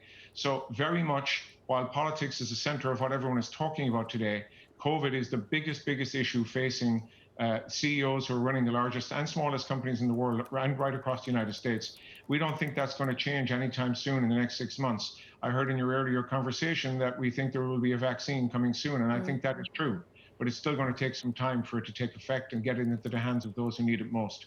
And the next 6 months are going to be very tricky, very difficult, and very volatile across corporate America. Declan Kelly, we thank you. CEO, Chairman of Teneo, spending some time with us on a fraught day. We'll let you get back to speaking to those chief executives now. We got some more breaking news. It's an interesting one that Romaine pointed out, but Facebook Newsroom taking to Twitter, interestingly, so they do pollinate cross-platform, but saying that they're continuing to label all posts from both presidential candidates, making it clear that votes are still being counted, Romaine. Yeah, obviously a lot of noise out there. We had some statements a little bit earlier from certain elements of the campaign declaring victory in certain states, causing a little bit of confusion. Still waiting on official vote counts, and we will bring you those vote counts when they are official. All right, let's get over to Abigail Doolittle, standing by with Smart Charts. Take it away, Abigail. Thanks so much, Romaine. And joining me today is Ari Wald of Oppenheimer. Thanks so much for joining, Ari. We always love having your expertise. And before we take a look at your two charts, let's talk very broadly, 30 seconds or so, what you're thinking market-wise. I take it you still like stocks going higher. We do still like stocks going higher, Abigail. Bulls were clearly in charge today, and the positioning of the market suggests they should remain in control. Really, the positives boil down to this for the S&P. We have a bullish trend, a real slow improvement, but an improvement in participation, cyclical leadership, and seasonal tailwind. So add it up, and we see the setup for a new high. Okay, so now let's bring rates into the picture, because one of the big moves today, bonds, of course, rallying. That means rates go down. So if we take a look at your first terminal chart, it's pretty interesting because you are showing that rates have hit resistance and what this means for high beta, low beta stocks. Yeah, that was important action today. The 10-year Treasury yield was rebuffed at its 200-day average, which it's notable because it does mark one difference versus the action on Election Day 2016 when rates broke higher. So I'm showing this chart that the turn towards cyclicals has paused as well. The yellow line is the relative ratio between high beta cyclicals and low volatility defensives. Right. The rates have been a key driver. I think it's just a matter of time, but it's on hold for now while rates are still in their base. Ari Wald of Oppenheimer, thank you for joining us for Smart Charts. Caroline, back to you. Abigail, breaking news. We thank you for handing back because Biden wins Michigan. It's a key battleground state. We understand networks are reporting this. Of course, CNN, NBC looking at this. And it's key because, once again, another battleground state. We wait for the reaction from both campaigns, Romaine. But slowly the drip feed comes out that it looks like a Biden presidency. Yeah, I mean, this is 16 electoral college votes. Biden right now has about 248 based on the tallies that have been sort of made official, at least by news sources. He still has to get to 270. And of course, as we've been reporting all day, guys, there are going to be challenges. Of course, we've heard from the Trump campaign already saying that they plan challenges in Pennsylvania and potentially in Michigan as well. And ballots are still being counted, as you said. So I think states have tried to not come out and officially make those own proclamations, of course, until they can make sure that every vote is counted. So, of course, that is also something that we are looking at, Caroline. But markets basically called this already, and this is what's going to be interesting as to how the market continues to react to this drip feed, because at the moment, market is pricing in perhaps a divided Congress. The market is pricing in potentially, certainly not the blue wave that many had anticipated, Romaine. Yeah, and I mean, I think I guess I'm a little confused as to why the rally was so strong. I mean, we're still far from a decisive declaration of victory here. Even if we do get these vote totals over the next couple of days, remember, you know, the states still have until December 8th, 5 weeks to sort of sort out any challenges. Some of those could make it to a court, similar to what we saw with Bush v. Gore. Then, of course, you still have the actual Electoral College meeting on December 14th, where they have to then ratify those results. So this is a process. It's always a process every year. So even if we do get a declaration of victory here, you do have a campaign in the Trump campaign that has basically made it clear they are going to try to challenge some of these results. I would argue, Romaine, that the markets are looking past the presidency and into the Senate and the House. The House lost, I think the last count was 6 seats, the Democrat majority. So Nancy Pelosi goes in with a less strong majority. The Senate, we think, again, still being counted, is red if the polls stand where they are. And so you don't get corporate taxes. You don't get massive stimulus, which blows out further the fiscal deficit. So perhaps the markets sort of eyeing through the executive branch into some of the other Senate and House and trying to get some clarity there. I am curious, though, Taylor, like how that sort of squares with regards to stimulus, because a lot of people still seem to be betting that we're going to get a fiscal stimulus package. But with this congressional breakdown, it kind of makes you wonder whether they're going to be able to agree to anything. Well, Mitch McConnell spoke out saying, look, maybe we could get it done before the end of the year. Of course, winning Kentucky back potentially if we see Republicans take the Senate. He'll again be the majority leader there. But we are just 6, of course, electoral counts away for President Biden, according to our map as it stands. And as Marty Schenker, our head of content, was really talking to us earlier about, it's important as to what sort of a president, if it does become Biden, what sort of a president he can be. Can he reach across the aisle? And I think Taylor, notably in that speech we just heard from the vice president and potentially the contender for the presidency, Vice President, of course, Joe Biden, talking about the need to unite America at this moment, the need to not be a red or a blue state, but be in a United States once again. Yeah, Romaine, I think that's one of the key points is coming out of this election. It's clear that, yes, perhaps maybe by popular vote or electoral vote, there is a clear winner, but it is a very deeply divided, Romaine, and there is not a clear mandate. And we are seeing that in the House and the Senate, that there was not a sweep.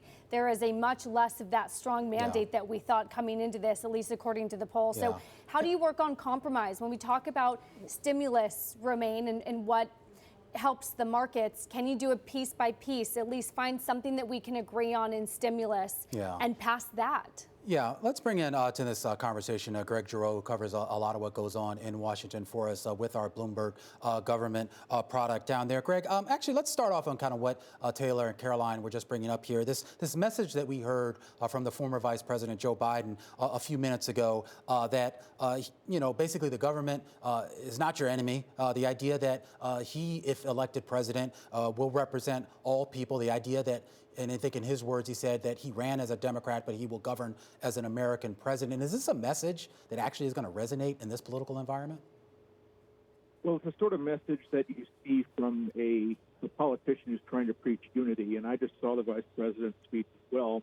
And he stopped short of declaring victory, but he sort of gave the speech like a person who is about to take over the presidency. More likely than not that Biden will reach 270 electoral votes. And I think he's just starting to make those speeches to try and calm the nation, which the election showed.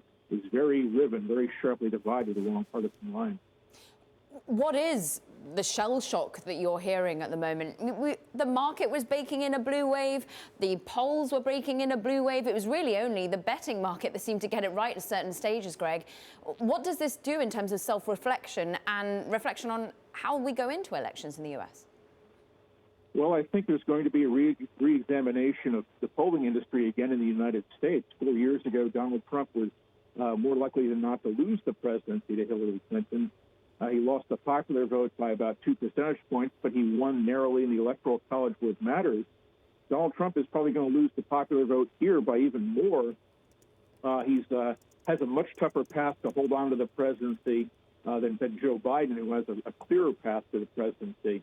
But really, you're right, though. The Republicans definitely overperformed compared to expectations. Trump is making it close in the Electoral College count and in the races for Congress. The Republicans are probably going to hold their majority in the Senate by a very narrow margin, and they made gains in the House of Representatives when nonpartisan prognosticators predicted that the Republicans would actually lose seats.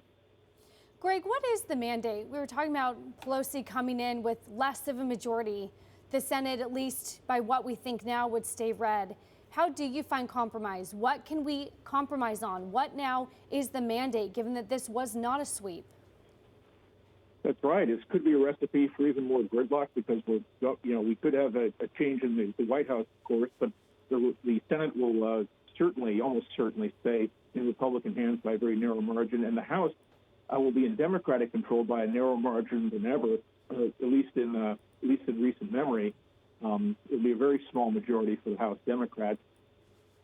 One, I think, relationship to watch is the one between Joe Biden, if he does win the presidency, and Mitch McConnell, who would retain his title as Senate Majority Leader.